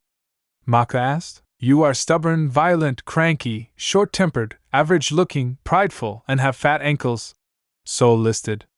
Before Maka could hit him, Soul continued. Yet you are also kind, innocent, smart, and one of the most important people in my life, Soul said. Before I came to Shibuya, I was always in the shadow of my older brother. He was better than me and I knew I could never match him. Yet when I came here, you chose me just for me. Back at home, it was always my brother this and my brother that. But you always saw me as me. No one else. And that made me happy. And even though I tease you, I never really meant it. Maka fell silent for a long moment. Soul swallowed nervously and mentally thanked his insane sensei on blinding Maka's face. She never let him down if she saw how red his face was. He didn't even know himself why he said that much. However, he stopped when Maka guided his hand down to her side and draped her arms over Soul's neck. Soul stammered but fell silent as Maka drew closer to him. They continued to dance in silence, just swaying to the rhythm of the music. Thank you, Soul. You're welcome, Maka. I want to thank you for being by my side. I know I'm not strong like Black Star or beautiful like Tsubaki, Liz, or even Patty. I would have always taken refuge in my books if it wasn't for you. You showed me how different life was from books and taught me how to be myself. You were always with me even when you didn't have to. And you've always trusted in me, even when I did not trust myself. It's because of you that my dream of becoming a great Meister just like my mother is more than just a dream. It's coming true, Maka. I don't know what to say. You don't have to, Soul. Maka reached over and untied the bandage around her eyes. She stared into Soul's eyes for a moment before closing her eyes, allowing her to be swept into his arms. Before Soul reacted, though, she kissed his cheek and giggled at his reaction. Soul looked down at Maka's smiling face and continued to lead her in a slow dance that they both would always remember. The dance wasn't the most romantic dance as in a flowery field under a full moon in a fancy ball. However, it was in a place where they were able to let their emotions be released in the company of their most precious person. Out in the hallway, Naruto gave a small smile as he overheard every word the pair spoke. He chuckled and began to walk away. Let the young couple have their time alone. He had other business to attend to. Hours later, Naruto walked down the deepening dungeons beneath Shibuya. These parts of the Shibuya were abandoned yet as pristine as the day they were built. Torches lit the area with an eerie light, casting flickering shadows through the stone staircase. Naruto calmly walked down the stairs as he pressed his hands on stone brick. The brick gave a groaning sound as it activated a series of gears that opened a hidden door for Naruto. Naruto picked up a nearby torch and walked through the open doorway, ignoring the sounds of the door closing behind him. The only sounds that Naruto could hear were the sounds of his own footsteps echoing in the oppressive dark. The torch barely gave him enough light to see more than 10 feet ahead of him, but Naruto was unconcerned about that. No one was going to know he was here except for Shinigami. He pressed another brick, opening another door for Naruto, leading him into a large antechamber. The antechamber was a huge empty area. However, Naruto was concerned with the antechamber but rather what it leads to. He turned and faced a wall. This wall had the paintings of 3 eyes staring at anyone within the chamber. The eyes of the first and only Kishin to walk this very earth, Azura. Azura was once the strongest and most powerful of the Shinigami's 8 great warriors during the Great War with the witches. He was always a nervous man, but during the war the man's paranoia led to him to fear everything. Wrapping himself in scarves and wearing several layers of shirts, his fears soon led to his descent into madness. In his madness he began to feed on the innocent souls of people and distrusted everyone close to him, even swallowing his own weapon within him. He became something less of a human and more a monster. Blind with madness and fear, he finally snapped, becoming the physical embodiment of madness and the Kishin, slaying 3 of his comrades before the Shinigami stopped him. The Shinigami tore off Azura's skin and used it to make bag where he trapped Azura for all eternity. Yet there was another part that occurred before this story. During that same great war, the witches had awoken Naruto and Miyako in the hopes of allying them against the Shinigami. When Naruto and Miyako refused, they fled from the two of them before stumbling into an ancient temple of the old world. Curiosity took the better of the witches as they dug through the temple to find the ancient seal. Using forbidden magic and the sacrifice of a dozen innocents, the blood they used bypassed the ancient seal, releasing a monster of the old world. This monster took the form of a human and immediately slew everyone there before running off. Before Naruto or Miyako could stop the monster, Shinigami sent Azura to stop it. However, when Azura met the monster befriended Azura. Azura hid the monster away from the eyes of Shinigami and listened to the monster as it whispered silky smooth lies to him, feeding on his initial paranoia and leading to his madness. When Azura had become a Kishin, the monster stood by Azura's side and kept the Shinigami busy as Azura killed and devoured 3 of his former comrades. However, Naruto and Miyako arrived and took on the monster, defeating it. However, they could not defeat the monster and sealed it in the same chamber of Azura. It was because of this monster that Naruto had came back to Shibuzen. The Shinigami felt the seal wavering. It could not be released once again. Naruto pulled open the doors of Azura's chamber and walked inside. The entire place was covered red with pillars enforced with ceiling tags surrounding the place. Shadows covered the area, and as Naruto walked further, he could feel the madness trying to seep into his very mind. Naruto grunted and pulled up the strip of cloth covering his eye. A burst of chakra blasted away the madness, and he continued on his way, closer to Azura. Several minutes later, he was in front of the sack that sealed Azura.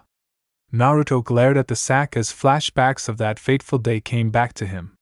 So much death. So much blood.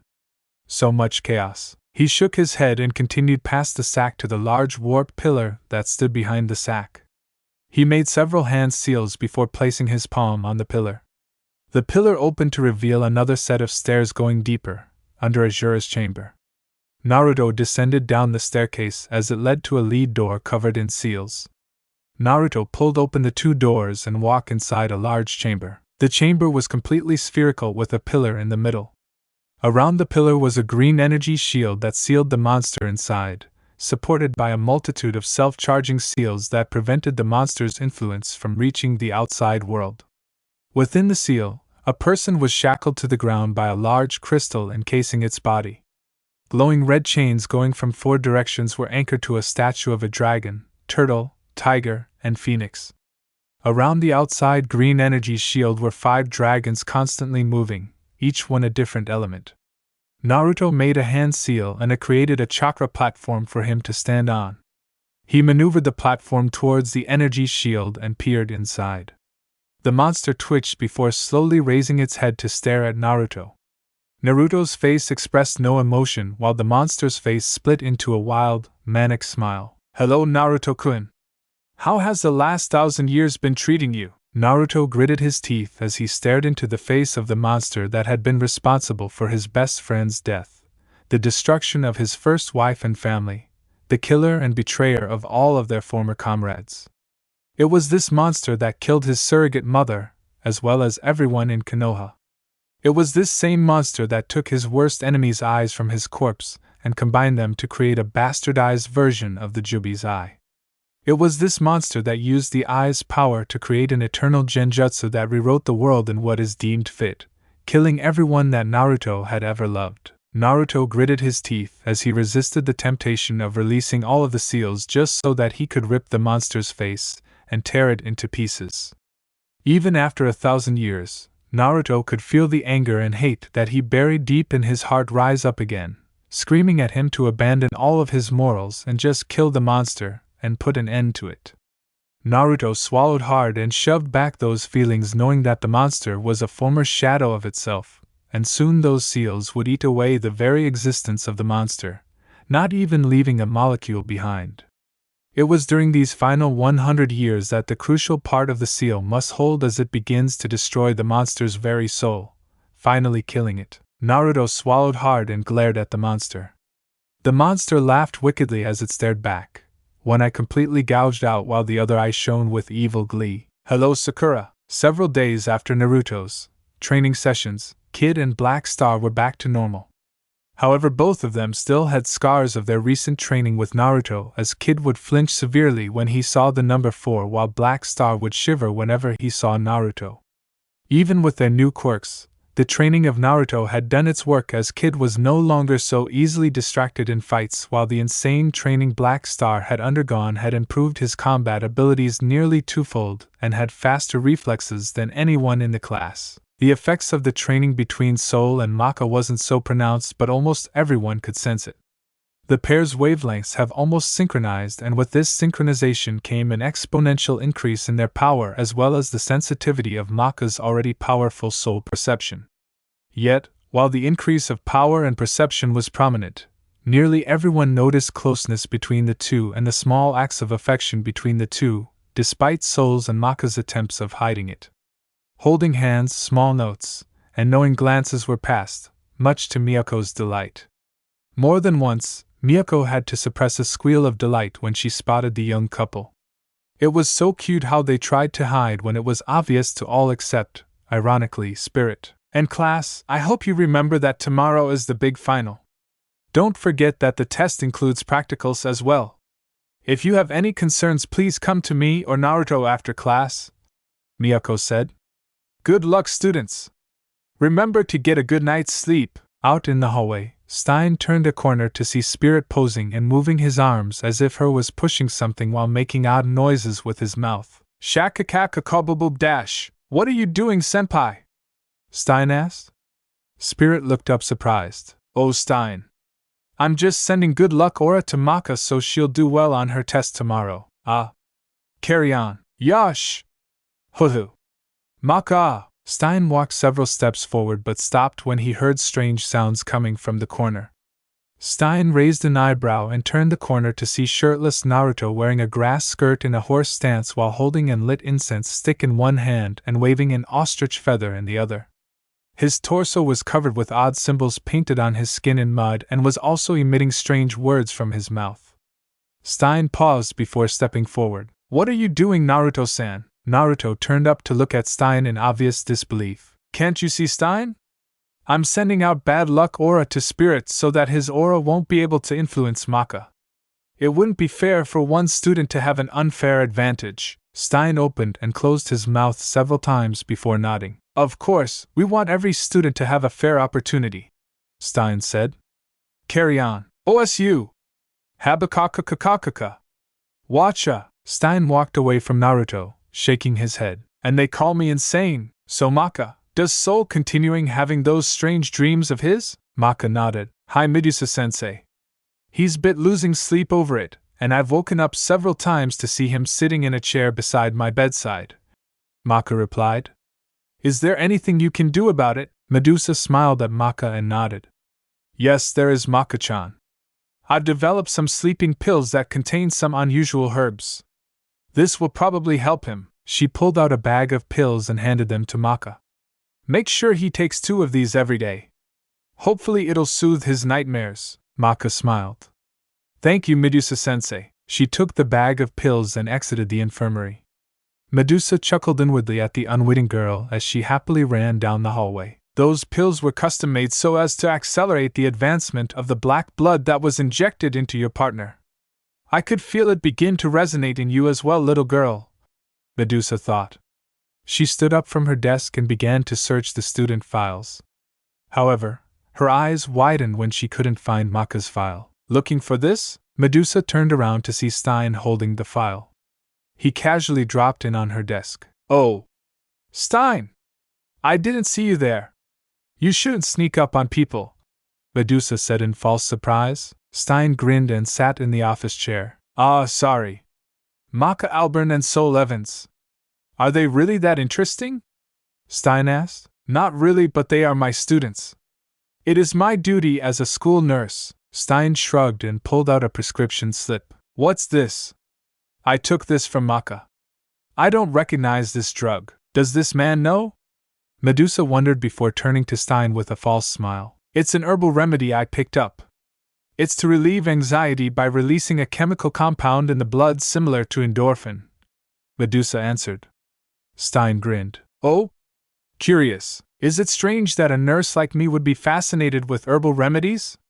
I wanted to help my students, and when Maka came to me asking if she could help Soul, I couldn't resist, Medusa said. There's nothing wrong with that. It's quite cute actually, Stein said. But is it because you're a school nurse or something else? Like what? I'm not sure.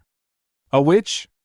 Stein replied carelessly. Medusa froze and bowed her head. Stein could see the telltale signs of surprise, shock, and fear in Medusa's body. A slight ripple in the air filled the infirmary, and through the reflection of the glass cabinet, he could see that her eyes narrowed into slits. After a long moment, she turned away from Stein. Mao! How rude! I should sue for sexually harassment. Nahahaha. If you should sue anyone, it should be Spirit Senpai. Ja-ne. Stein laughed and pushed himself with the chair. However, the chair slipped, and he crashed to the ground with the chair landing on top of him. That chair belongs to the infirmary, Medusa thought as a sweat drop appeared behind her head. Later, Stein rolled through the abandoned hallways on his office chair. He stopped in an intersection where 4 corridors met. Waiting for him were Sid, Spirit, Naruto, and Miyako. Sid glanced at Stein. So is it true? Sid asked. Stein nodded. It's her. She's a witch. It was just a moment, but I felt the bloodlust from her. Spirit whispered. Did you check her house? I did, but I did not find anything, Sid said. Naruto frowned. If I'd have killed her back in Italy, none of this would happen. Naruto grunted. This time I'll skin that snake and give it to Gamakichi as a scarf. Not yet, we need proof before we do anything rash. Miyako whispered. Stein nodded. Sid, we need proof. Check her house again. Sid nodded. We caught sight of the snake's tail. It won't be long until we catch the snake. That evening all the students were studying for the big test in their own unique manner. Most of the students were worried as many of the lectures that Miyako had taught were concepts that were normally taught to 2-star Meisters. In Maka's and Soul's apartment, the two of them were in the kitchen studying together. Maka hid a giggle as she saw Soul sticking his tongue out the side of his mouth as he tried to understand another difficult concept in the Maka's notes. Here, Soul. Let me help. Maka stood up and sat by Soul as she explained the lecture to him. Soul nodded gratefully at Maka and started on making flashcards for himself. Maka gently corrected some of his flashcards and helped him by reviewing her notes. All the while they were studying, Maka hadn't moved an inch away from Soul's side. At the doorway, Blair struggled to remain quiet at how adorable the scene was. It was so sweet and innocent that she pulled out a camera and quickly took several pictures of it. Oh, I can't wait to show Spirit-san. Outside Maka's apartment, inhabitants nearby the pair's apartment stared as 2 grown men were having a battle of auras. Spirit was chanting in front of a small campfire, waving a brush made of good luck talismans while bowing to a small effigy of Maka. 30 feet in front of him, Naruto was dancing around, dressed in tribal outfit, banging on a drum and wailing while shaking a stick covered with rattles. With Black Star and Tsubaki sighed as she slipped into the bath for a long-deserved soak. She had been trying to get Black Star to study. However, he wouldn't sit still long enough to even understand the book. It took all of her patience, and she finally had enough of Black Star's antics. She tied him up with rope and threatened to have Naruto-sensei tutor him if he wouldn't start studying seriously. The mere mention of Naruto tutoring him was enough to have him start studying frantically, if only to avoid having Naruto tutor him. He still had nightmares from the last time Naruto trained him. Unfortunately for Tsubaki, Black Star wasn't so easily cowed. After 10 minutes of studying, his mind began to slip and he came up with what seemed to be an excellent idea. Black Star grinned as he slipped through the ropes and quickly jumped out the window. He bounded through the windows and to the house that Shinigami-san had given to Naruto and Miyako. It was an ordinary house aside from the fact it was painted bright orange. Black Star sighed in relief when he spotted Miyako in the kitchen and slipped into the bedroom window. He began to search the bedroom for the answers to the test tomorrow. He scrabbled under the bed where he found multiple packets of instant ramen hidden. Black Star checked the cabinet near the side of the bed and found it to be stocked with packs and packs of instant ramen. Black Star's sweat dropped as every drawer of nook he checked, it was filled with ramen. Finally he checked a large, elaborate dresser on the far side of the bedroom. He pulled out one drawer and found it to be full of some strange clothing. He pulled it out and held it to the light to see it was a pair of very lacy panties. "Naruto-kun, are you finally home?" The door opened and Black Star froze in surprise as Miyako walked in. She looked at Black Star in surprise. "Era? What are you doing here, Black Star?" Miyako asked. However, her eyes widened when she saw Black Star's hands holding up a pair of panties. Her expression froze a second before she smiled widely and narrowed her eyes, so much so that they appeared to be slits. A menacing black aura seemed to appear behind Miyako as she slowly walked towards Black Star, cracking her knuckles. "Black Star, let me show you why it's wrong to be stealing a woman's panties." A moment later, everyone in Death City froze and shivered as a loud, pain-filled shriek echoed into the quiet night. In another part of town, Kid, Patty and Liz were studying in their own unique way. However, they soon got distracted from their studies as they had never needed to study before. It seemed pointless to them and they wasted the night either sleeping, makeovers, or obsessing over symmetry. Morning came soon after and the students entered the classroom, with mixed feelings. Some were excited about the test, others were anxious, a few were dreading it, and the rest simply did not care. They sat in their seats and the first thing they saw was Black Star nailed to the wall by several kunai, battered, bruised, and bloodied. He had an expression of pure, unadulterated terror frozen across his face. Tsubaki gasped and ran up to Black Star. However, a kunai stopped her in her tracks. "Don't, Tsubaki-chan. I found him last night searching through my underwear drawer." "Little pervert." Tsubaki saw Miyako standing at the doorway with a stack of papers in hand. She had an uncharacteristically grumpy look as she pulled out the kunais that were holding Black Star up. Black Star scrambled to his feet and jumped in the arms of Tsubaki. It was apparent though that Tsubaki was irritated at the young man and began to pull the young man to his desk, lecturing him all the way. A few of the students giggled at the way Tsubaki was treating Black Star, like a naughty little brother and his older sister. Miyako smiled, pleased to see that Tsubaki was finally taking charge of her excitable Meister. The door slammed open as Naruto walked in with an undeniably angry look on his face. He scanned the students, all of them flinching, and stopped when he saw Black Star. Black Star squeaked in fright when Naruto pointed a finger at him. You displayed all of my hidden ramen stashes. It's because of you that Miyako burned them all before I could stop her. So help me, Kami. Before the year's over, I will make you feel the pain of the ultimate forbidden combat technique that makes even monsters scream in terror at the sheer horribleness of it," Naruto proclaimed. Everyone shot a glance at Black Star, who was nearly catatonic in fright. This time he jumped in the arms of Tsubaki, who held him in her arms, comforting the young boy. As she held Black Star, she shot an angry look at Naruto. For the first time, the class saw Naruto shiver in fright as he saw an ominous black cloud rise behind Tsubaki. "Naruto-sensei, would you stop tormenting my classmates? They have enough trouble as it is," Tsubaki said in a light tone. Behind her, the ominous cloud seemed to materialize into the face of a snarling black bear. Naruto shivered and unconsciously backed up against the blackboard. Sure. Tsubaki-chan. In fact, why don't you calm down, Black Star, outside of class? I'll let you take the test later," Naruto stammered as he opened the door. Tsubaki gave Naruto a small smile. "Thank you, Naruto-sensei. Come on, Black Star. Why don't we get some tea and cookies?" The class watched in amazement as Tsubaki led Black Star out of the class. When she passed by Naruto, she gave him a look that made Naruto squeak and jump backwards before exiting the class. Naruto sighed in relief and turned to Miyako, who was trying to stifle her laughter. "What did you teach her?" Naruto asked. Miyako smiled in an eerie manner. "A little of this. A little of that. Yada yada yada." Miyako turned to the class and clapped her hands to snap them out of their stupor. "All right, class. It's time to take your test. You have 1 hour to complete this." Once the paper test is finished, we will go outside for the practicals. Remember not to rush, and if I catch you cheating, you will be sent out the classroom, have remedial lessons with my husband before retaking the test at my choosing. Is that understood? Hi! Miyako quickly passed out the test, and she went back to her desk.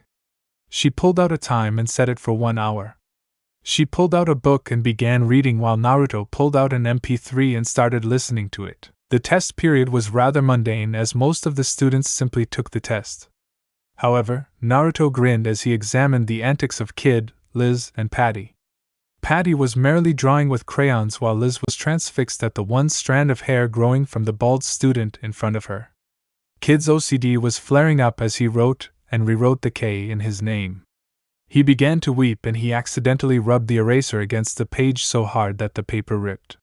He screeched in terror, bled a bit, and fainted out of his seat.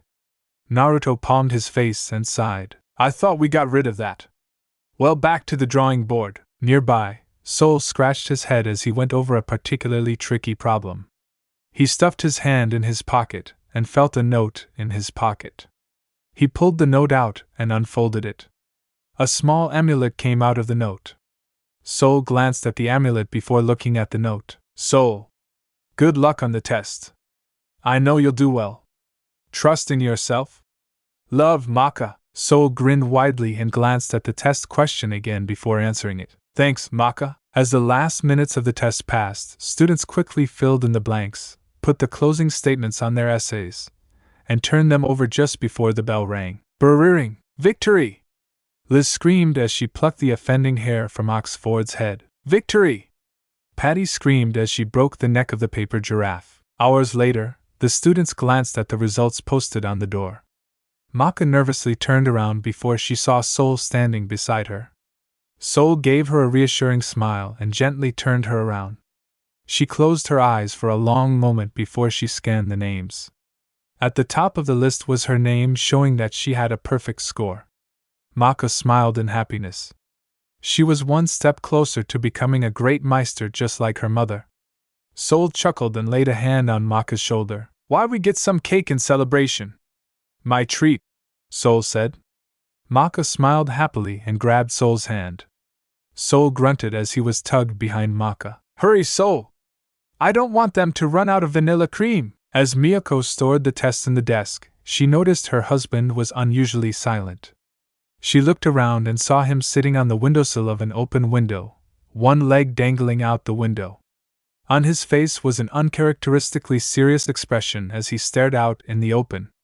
Miyako frowned and she approached her husband. She pulled out a chair and waited until Naruto was ready to speak. Years of being together taught her that Naruto would speak when he was ready to. She trusted him and she knew that Miyako trusted him without question. I went down to see Sakura last night. Miyako's eyes opened in surprise. Why? Is the seal breaking? Naruto shook his head. It's working as well as it did 800 years ago. Even if she was going to escape, she would never reach her full power again. Miyako sighed in relief. Thank goodness. Just in case, I placed another seal around it. Which one? The 12 Zodiac seal embedded with 6 Directions seal. That's overkill, Naruto-kun. I know, but I don't want her to ever escape. She needs to die. Miyako frowned at the utmost seriousness in her husband's voice. You never did tell me how Sakura became this way. I remember her fighting alongside you as you destroyed Madara and later Sasuke. What happened? Naruto sighed. I don't want to talk about it. The Sakura I knew died the day I killed Sasuke. Miyako stood to her feet and glared at Naruto. Not once since the 1,000 years that we've been together roaming this earth have I questioned what happened. 800 years ago, she broke out and caused the birth of the first Kishin with Azura. Tell me, Naruto. Why don't you trust me? Naruto stared at Miyako's face with a frozen expression. To her surprise, a tear appeared from the corner of Naruto's eye and fell. If I tell you, I remember all the horrors Sakura committed. And all the pain come back. I don't want to feel that. Miyako smiled as she took Naruto's hands in her hands. Let it out, Naruto. I want to help you, Naruto-kun. I can't do that if you're hiding this away from me. Naruto sighed and took a deep breath, steadying himself. Miyako waited until he was ready. As I said before, the day I killed Sasuke was the day Sakura, my friend, died. It was the day that Sakura, the monster, was born. The day I killed Sasuke was the day Sakura, my friend, died. Sakura the monster was born that very moment, Naruto whispered. His head sagged as his mind went back to that awful day. Flashback. And so it came to pass that the heirs of the two sons of Rikudo Sannin will clash again. Naruto muttered. The war against the Akatsuki was finally beginning to end. All the major players of the Akatsuki were wiped out by the joint efforts of all the 5 villages. Kisame was finally killed by Karabi after he diced the shark Nin into small pieces with his swords and chopping him down with Samahata. Zetsu was taken down by the Mizukage, Reikage, and Tsuchikage when they literally turned the man into pieces of dust and melted into nothingness. The armies of the combined nations managed to destroy every Zetsu clone while Kabuto was finally taken down by Kakashi and Guy. Sadly, both Jounins died soon after as Kakashi was completely drained of all of his chakra and Guy had released all 8 gates in order to defeat the man. Once Kabuto was killed, all the reanimated corpses were finally put to rest as the controller of the Jutsu was killed. Team Taka was quickly captured and imprisoned in Kiri's prison cells before quickly executed. Madara was the next to last to die. Naruto had finally unlocked the intricacies of the seal on his stomach, unleashing all the power of the Kyuubi. Together with Gaara and Karabi, the 3 of them blinded Madara's eyes. Without his eyes, Madara was vulnerable and Naruto dealt the killing blow. However, with his final breath, Madara unleashed one last trump card. This trump card drained the natural chakra around the area and used it to create a vast explosion. Naruto was prepared to die, but Gaara knocked Naruto out of the way and took the blast. As Gaara breathed his last breaths, he thanked Naruto and made Naruto promise that he would take care of Matsuri and his unborn daughter, Kikyo. Naruto nodded and gently closed the eyes of his brother. Naruto sighed as he fingered his necklace. Back in Konoha, his dream was now in sight. With Madara dead and only Sasuke left, Tsunade decided to step down and appoint her successor. It was no surprise as Naruto walked out with the Hokage's hat sitting proudly on his head. Naruto chuckled as he looked up to the sky. His dream had finally been realized, and the only thing left in the world was standing in front of him. Are you finally done, Dobe? Sasuke snarled. Dobe? I'm not the Dobe anymore, Naruto said. I'm the Rokudame Hokage, Sasuke. Hokage, huh? Well, it'll be all the sweeter when I destroy that pathetic village. If it wasn't for that village, the Uchiha clan would still be around. The Uchihas were a clan of traitorous, backstabbing bastards with a few exceptions. Itachi, your brother, wished for you to follow a different path, Naruto said calmly. It's a shame you didn't to him. Never speak that name in front of me, Sasuke roared. Naruto ignored Sasuke and teleported next to Sasuke. He laid a hand on Sasuke's shoulder and stood beside him. Stop this madness, Sasuke. Come back to the village. Please, Naruto whispered. Sasuke's eyes narrowed and he glared at Naruto. You know I can never do that, Naruto. Then you know I'll stop you. You can try. Naruto teleported back away from Sasuke and pulled out glass blade made from Gaara's sand. Across from him Sasuke pulled out his blade.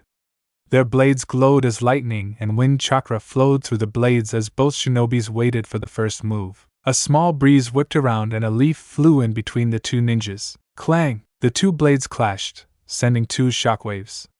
Naruto kicked Sasuke back and slashed at him with his blade. Sasuke dodged but couldn't dodge the latent wind blade flying at him. The blade nicked his shoulder, sending blood out. Sasuke ignored the pain and made several hand seals at Naruto. Katon, Great Fireball, Suiton, Water Fang! The 2 jutsu blasted against each other and created a small cloud of mist. Naruto created 2 shadow clones and sent them at Sasuke. Sasuke activated his Sharingan and after a few moments, quickly dispelled one and stabbed the other one. The clone smirked at Sasuke. Grand Clone Explosion! The explosion knocked Sasuke away, sending him flying away. He searched frantically to find where Naruto was. Futon, Storm Cloud Blast! Naruto launched a huge gray blast at Sasuke. Sasuke hurried, went through several seals and inhaled deeply. Katon, Great Dragon Fire! A dragon-shaped fireball crashed straight into the wind blast, creating another huge explosion. Sasuke smirked as he made another series of hand seals, waiting for Naruto to come charging in. To Sasuke's delight, Naruto came charging, holding a Rasengan in his hand. Raitun, White Lightning Spear! From Sasuke's hand a beam of lightning streaked towards Naruto. Naruto used his Rasengan to deflect the jutsu and continued to charge towards Sasuke. Naruto grinned as he thrust his hand at Sasuke. Amaterasu! Naruto exploded in black flames and dispelled in a cloud of smoke. Behind Sasuke a howling sound was heard. Sasuke turned to see Naruto holding a glowing orb with 4 blades swirling around it. Futon Rasengan! Susanoo! The glowing orb crashed against the spectral form of the ghostly warrior. Sasuke grunted as a spasm of pain pulsed in the strain of holding firm against Naruto's jutsu. Naruto grit his teeth in pain as he felt the backlash of his jutsu start to tear at his skin. The two jutsus strained against each other, either one giving an inch. It was a deathly stalemate until the strain of the two jutsus was too much, and exploded. Naruto and Sasuke were sent flying apart and crashed down into the forest floor, snapping branches and breaking bones. They crashed into the unforgiving ground at the same time. Neither one moved as the backlash of chakra was too much for them. However, Naruto's regeneration began to kick in while Sasuke unlocked the first stage of his curse seal, sending the accursed chakra running through his body. Both of them began to slowly stand up as their wounds were being healed. Naruto frowned slightly as he looked into the eyes of his friend. No longer was there a shred of regret or any emotion. All that Naruto could see was wrath, vengeance, and anger. Sasuke clung to these hateful emotions like a drowning man, immersing himself into his rage. There was so much hate that Sasuke's curse seal advanced into its second stage. His skin began to turn purple, bat-like wings erupted from his back, and a 4-pointed star appeared in the front of his face. "I'm sorry, Sasuke." Naruto sat down and closed his eyes. For Naruto, time seemed to stop as he felt the soothing, almost motherly, aura of the land itself. He immersed himself in it, and began to mix it with his own chakra. As soon as his chakra and the land's chakra was synchronized, he added the Kyuubi's as well. The 3 chakra began to resonate and empower Naruto as he channeled more and more chakra through his body. He could feel the chakra almost bounce around him as he started to glow white as wisps of yellow, blue, and red chakra floated and spun around him. Naruto stood to his feet and clapped his hands together. A humongous burst of chakra erupted around him, sending ripples in the surrounding area. Sasuke stared at Naruto in envy and rage. "How can that weakling still be as powerful as me? He has not suffered as much as I have. He does not deserve that power. It should be mine." Naruto stared as his friend's form began to change even more as he pulled on the seal. Sasuke's limbs grew longer, his chest began to bulge, for horns began to erupt from his head, forming a crown as his wings grew larger. A long snake appeared from his behind and stretched around, hissing at Naruto. Sasuke began to howl as the purplish chakra began to burn his skin while rejuvenating it as well. Naruto also noticed that everything around Sasuke began to die, and he could feel that Sasuke's curse seal was draining the surrounding area of life itself. Kaya ha ha ha! Yes! This is power! Sasuke made several hand seals and inhaled. Katan, demonic inferno! A huge, fiery, black bat screamed as it flew to Naruto. Naruto's arms began to glow as he wrote a kanji in the air. Fuin! The black bat stopped and began to warp as it was drained into the seal. Naruto made a shadow clone, and he and his shadow clone began to make hand seals at the same time. Futon, vacuum splitter! Suiton, raging current! The two jutsus combined, creating an intensely cold blizzard. Sasuke focused his chakra into his horns and a glowing orb began to spin between them. When the blizzard was inches away from him, Sasuke released the chakra. Zero! The red blast dispelled Naruto's attack, sending snow everywhere. Sasuke cackled as he channeled lightning chakra into his hands and charged at Naruto. Naruto pulled out his glass blade. He ducked Sasuke's swipes and stabbed deeply into his chest. Sasuke merely laughed harder as his snake tail bit into Naruto's shoulder. Naruto howled in pain as the venom began to burn his flesh. The snake shook Naruto before tossing him away. Naruto flew several times in the air before orientating himself to his feet. When he looked up, he saw Sasuke's clawed hand in front of his face. Naruto screamed as the claws raked his face, leaving huge gashes. Naruto ignored the pain and began to channel more chakra into his body. He made a hand seal and several shadow clones emerged. The shadow clones began to attack in unison, using their superior numbers to distract and attack Sasuke. Sasuke snarled and one by one, he managed to dispel the clones. As he dealt with the last one, he heard a soft whistling and then a sudden pain in his chest. He looked down to see Naruto holding a blade to his heart. Naruto stared into Sasuke's eyes with a pitiful look as he made several one-handed seals. "I'm sorry, Sasuke, but I must do this. 4-dimension seal!" The black chakra began to recede into Naruto's blade. Sasuke roared as he was forcibly transformed back into his human self as all traces of the accursed chakra was sealed into Naruto's blade. However, Naruto wasn't finished as he made a series of hand seals and placed his hands on his chest. "Forbidden 8 pathways, 64 pathways of the kingdom, seal!" Sasuke screamed even louder as he felt his chakra begin to drain from his body, one by one, leaving nothing running through his pathways. Sasuke stared as he felt all the rituals, experiments, and chakra enhancers he had made begin to backlash as his body no longer had chakra to feed them, withering him. He felt his skin sag, his muscles wither, as he succumbed to an advanced aging. His proud eyes began to dim as he felt himself falling into the void. Sasuke's voice rasped as he clung to Naruto. Naruto's eyes began to leak tears as he embraced his friend one last time before he met the great beyond. "Cousin!" Sasuke whispered. Naruto felt Sasuke's body stiffen before falling limp.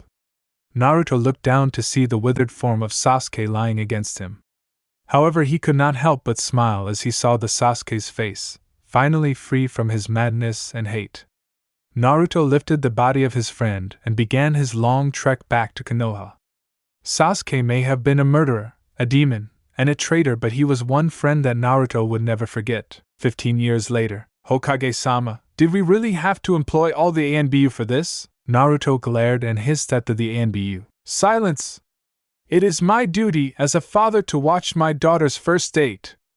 I won't have my baby girl be treated anything less than a princess by some low-life player," Naruto hissed. "But Kikyo-sama is being courted by your son, Yamato-sama," the ANBU replied. "Don't you trust your son? They have been together since birth, so? That doesn't mean he won't be a pervert. I mean, I raised my son to be perfect gentleman, but that doesn't mean I don't recognize those dirty thoughts running through his head when he saw Kikyo's miniskirt. Who wouldn't have those thoughts seeing my cute little daughter's perfect legs, nice breasts, and jiggly butt? Hokage-sama, you are contradicting yourself. And also, to be frank, that was rather creepy," the ANBU said. All around them, the near 200 ANBUs on stakeout duty nodded in agreement. The sweat dropped when they heard their leader's voice scream on the radio. "So? It's my right as a father to be creepily contradictory, but you are only her uncle, Hokage-sama," the ANBU replied in a soothing tone. "Don't take that tone with me? Do you know who I am?" "Yes, Hokage-sama."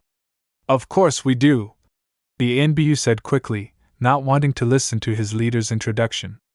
However, he was too late as Naruto produced several shadow clones which began to play kabuki music, while the original began to hop on one leg. "I am the Hokage as well. Not only that, I am the person who makes crying babies stop in amazement, sexy women swoon as I walk past, writer of the new Ika Ika series, and the best goddamn ninja on this planet. I am fucking Naruto Uzumaki Namikaze, the great Toad Sage. Believe it, Dad, Eroaji?" Naruto looked down from the branch he was standing to see Kikyo and Yamato looking at him. All around them, there was a loud slap as every ANBU in the area palmed their faces at their leader's antics.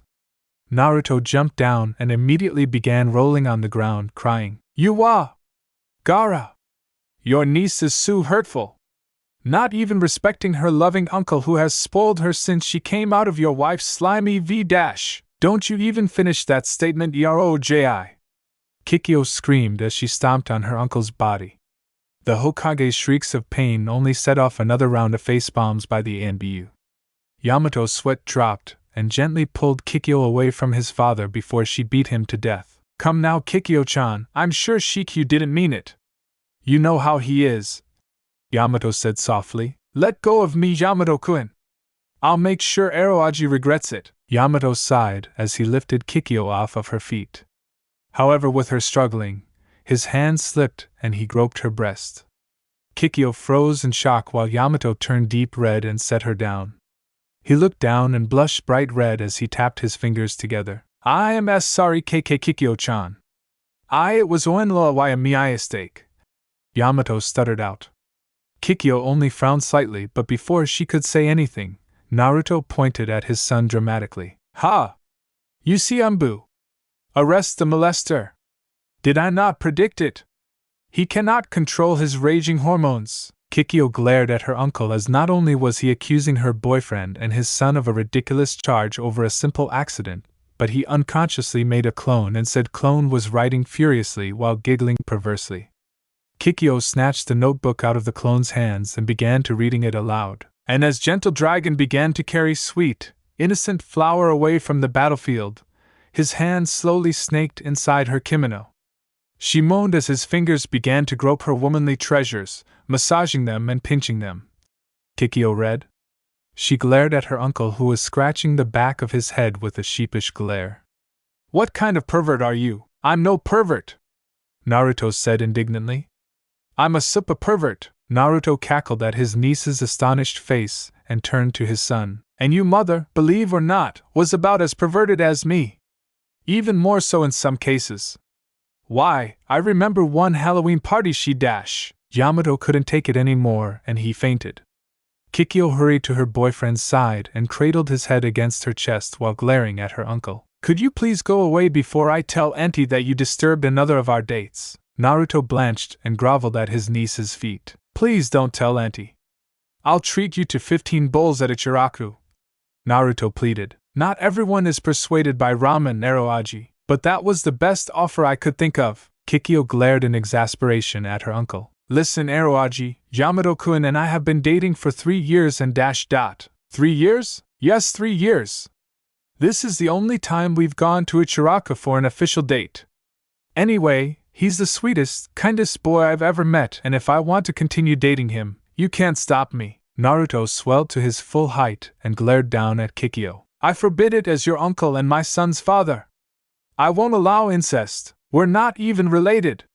And if I want to tie Yamato naked and have my way with him on top of Ichiraku's countertop while feeding him ramen, you can't stop me. Kikyo screamed. Several things happened at once. The first was that Yamato, who had begun to wake up, immediately fell unconscious. Next was that Naruto froze but unconsciously created 2 shadow clones behind him.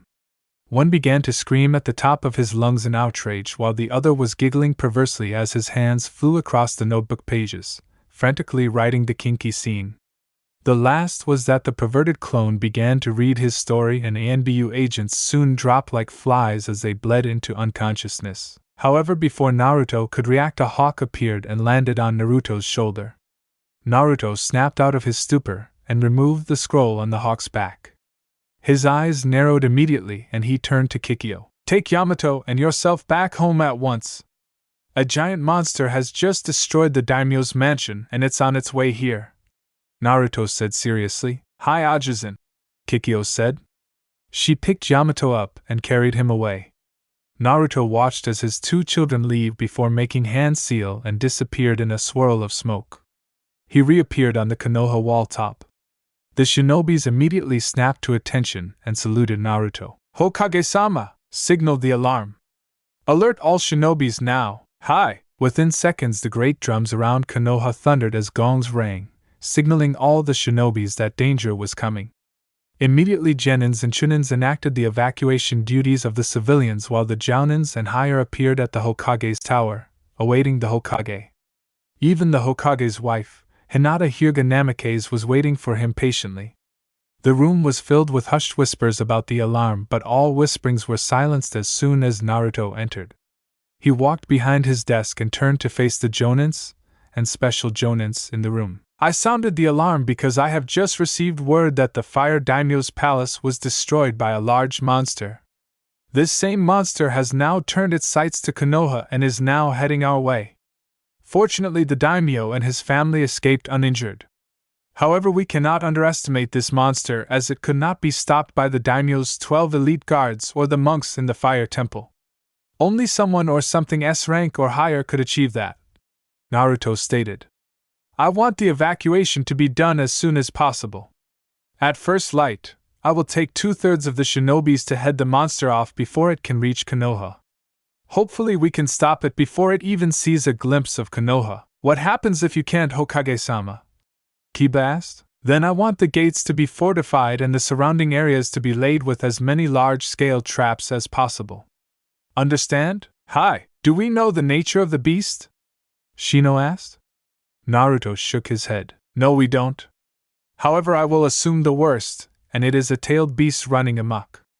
As you know from the battle with Madara, the statue holding the tailed beasts was shattered and the beast's chakra escaped. While the beasts have been accounted for, one may have escaped. Most likely the one from Kumogakure, Naruto replied. Konohamaru? Yes, Hokage-sama, you are in charge of Konoha whilst I am gone. If you do not hear word from us at sundown tomorrow, begin fortifying Konoha. Understand? Hi, now get some rest. Tomorrow, we stop this monster. Naruto made a hand seal and vanished in a swirl of smoke. He reappeared in front of an orange house near the pristine Hyuga mansion.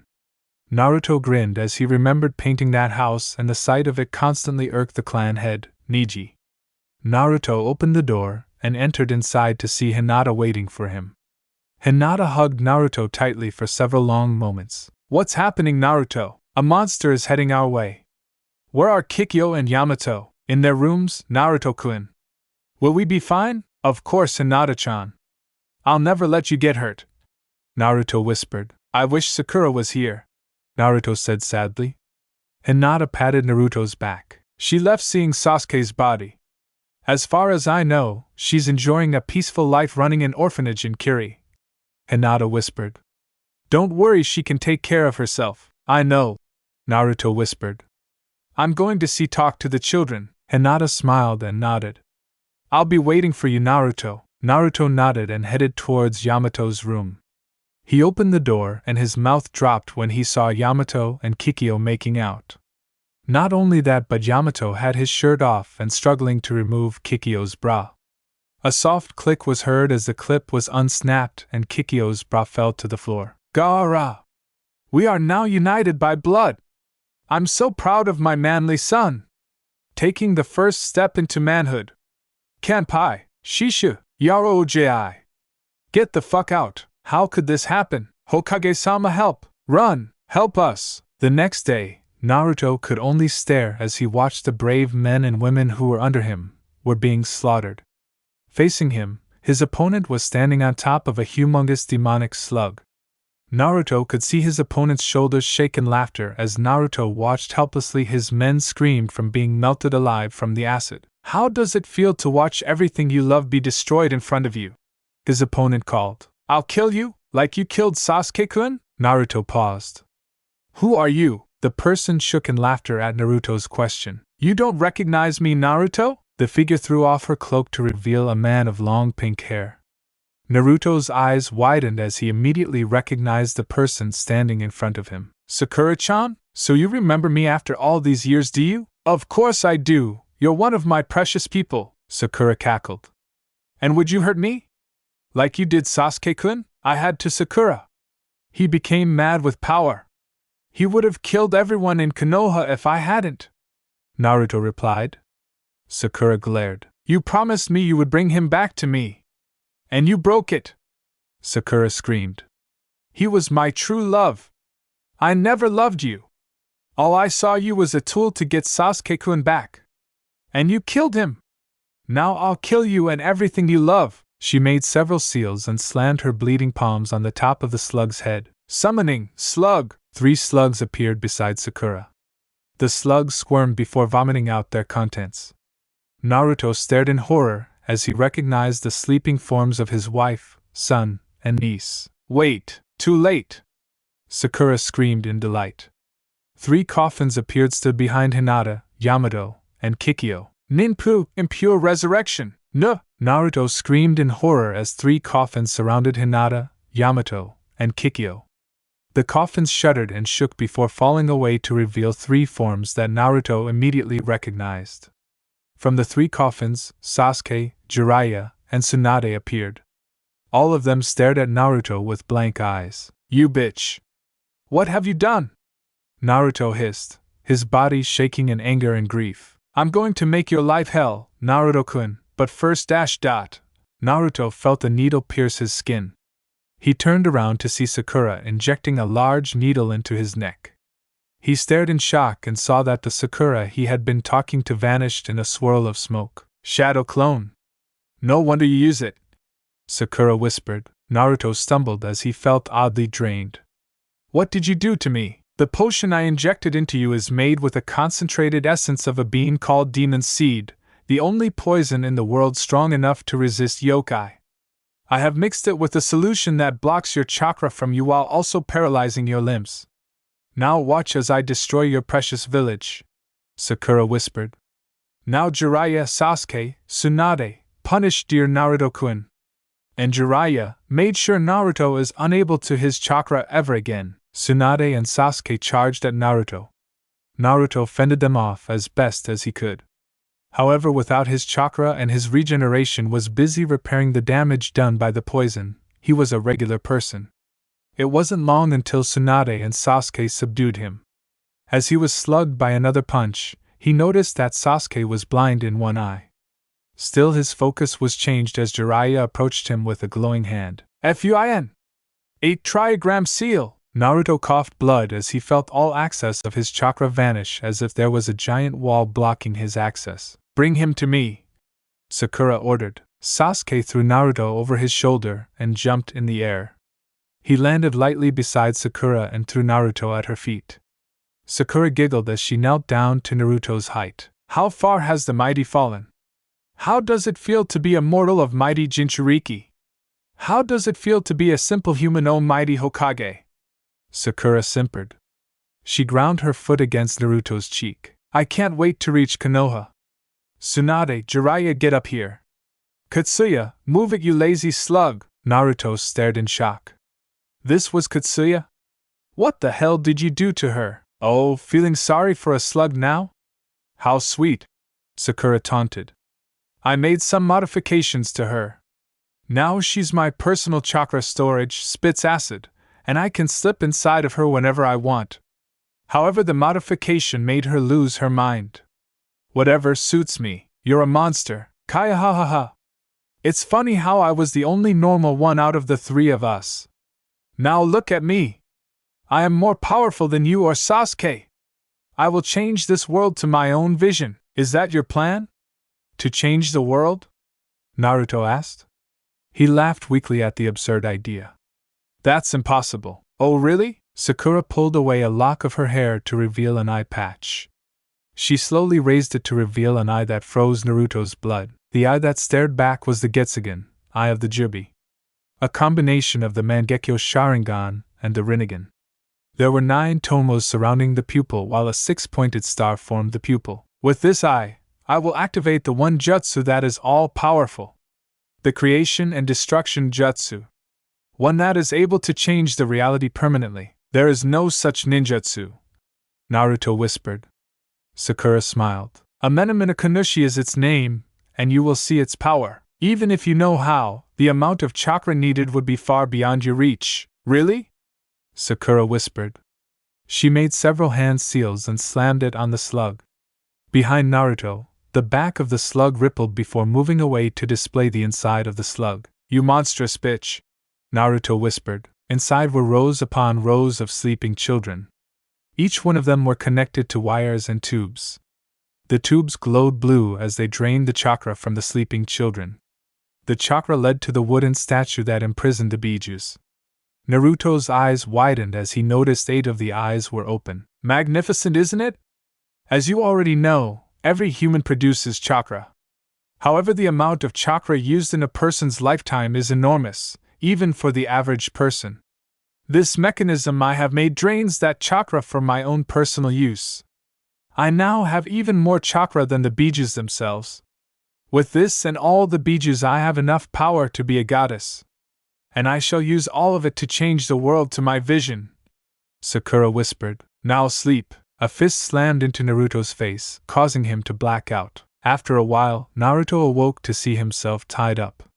He looked around to see Konoha in front of him. Naruto struggled furiously trying to escape his bonds. His struggles attracted the attention of Sakura. She turned and grinned at Naruto. Witness my power! Naruto, stop! Sakura grinned. I win! She clapped her hands and laid them on the slug. A humongous surge of chakra channeled from the imprisoned children into Sakura's eye.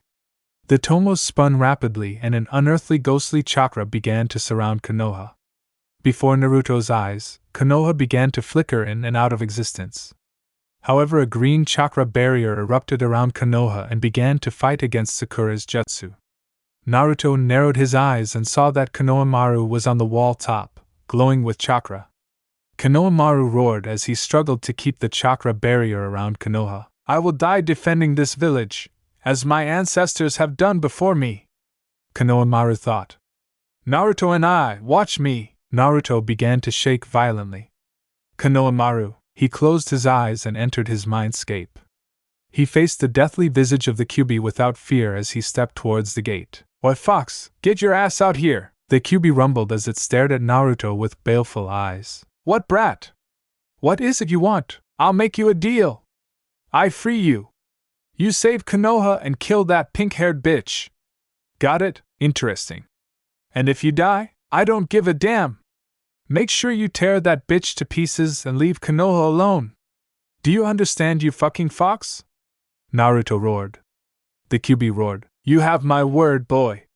Now free me. Naruto smiled widely as he grabbed the seal. Rip her to pieces and send her to hell. He tore off the seal. The effects were almost immediate. Sakura paused as she felt the presence of the biju. The Kyuubi's malevolent chakra erupted from Naruto's stomach and flew high into the air, rapidly gaining size until its full size had been reached. The Kyuubi howled to the moon as its freedom had finally been achieved. He stared down at Sakura and grinned evilly as he saw Naruto's form slump against the slug. Well, bitch, it's time to die. No, I will not die. You will obey me. Sakura stared into the eyes of the Kyuubi with her Getsugan, all the tomos spinning. However, she did not expect Naruto to appear in front of her. He used the last of his strength to pull out a kunai and gouged her eye out. Fuck you, bitch! Greyal! Zihahaha! Boy! I will miss you! The Kyuubi bellowed in laughter as it charged up a biju ball with its tails.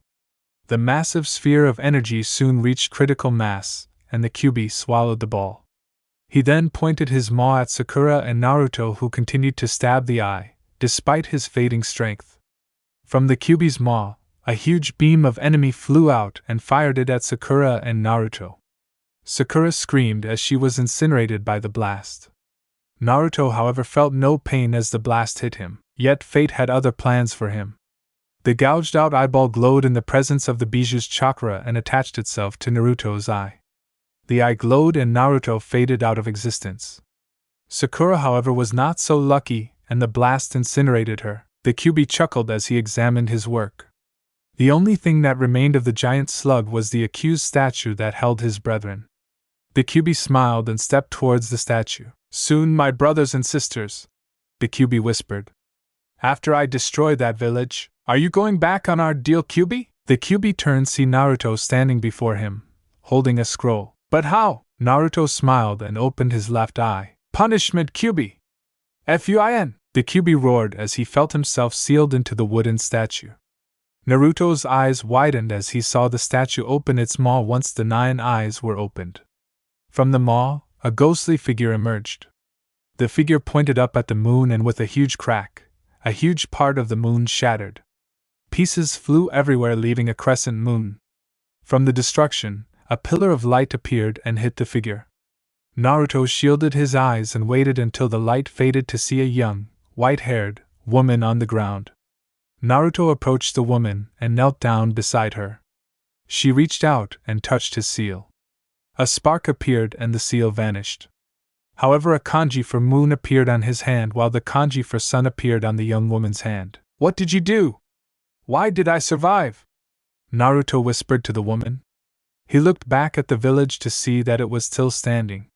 Yet across the village, shinobi's bodies lined the walls as they had sacrificed their lives along with Konohamaru to keep the barrier intact.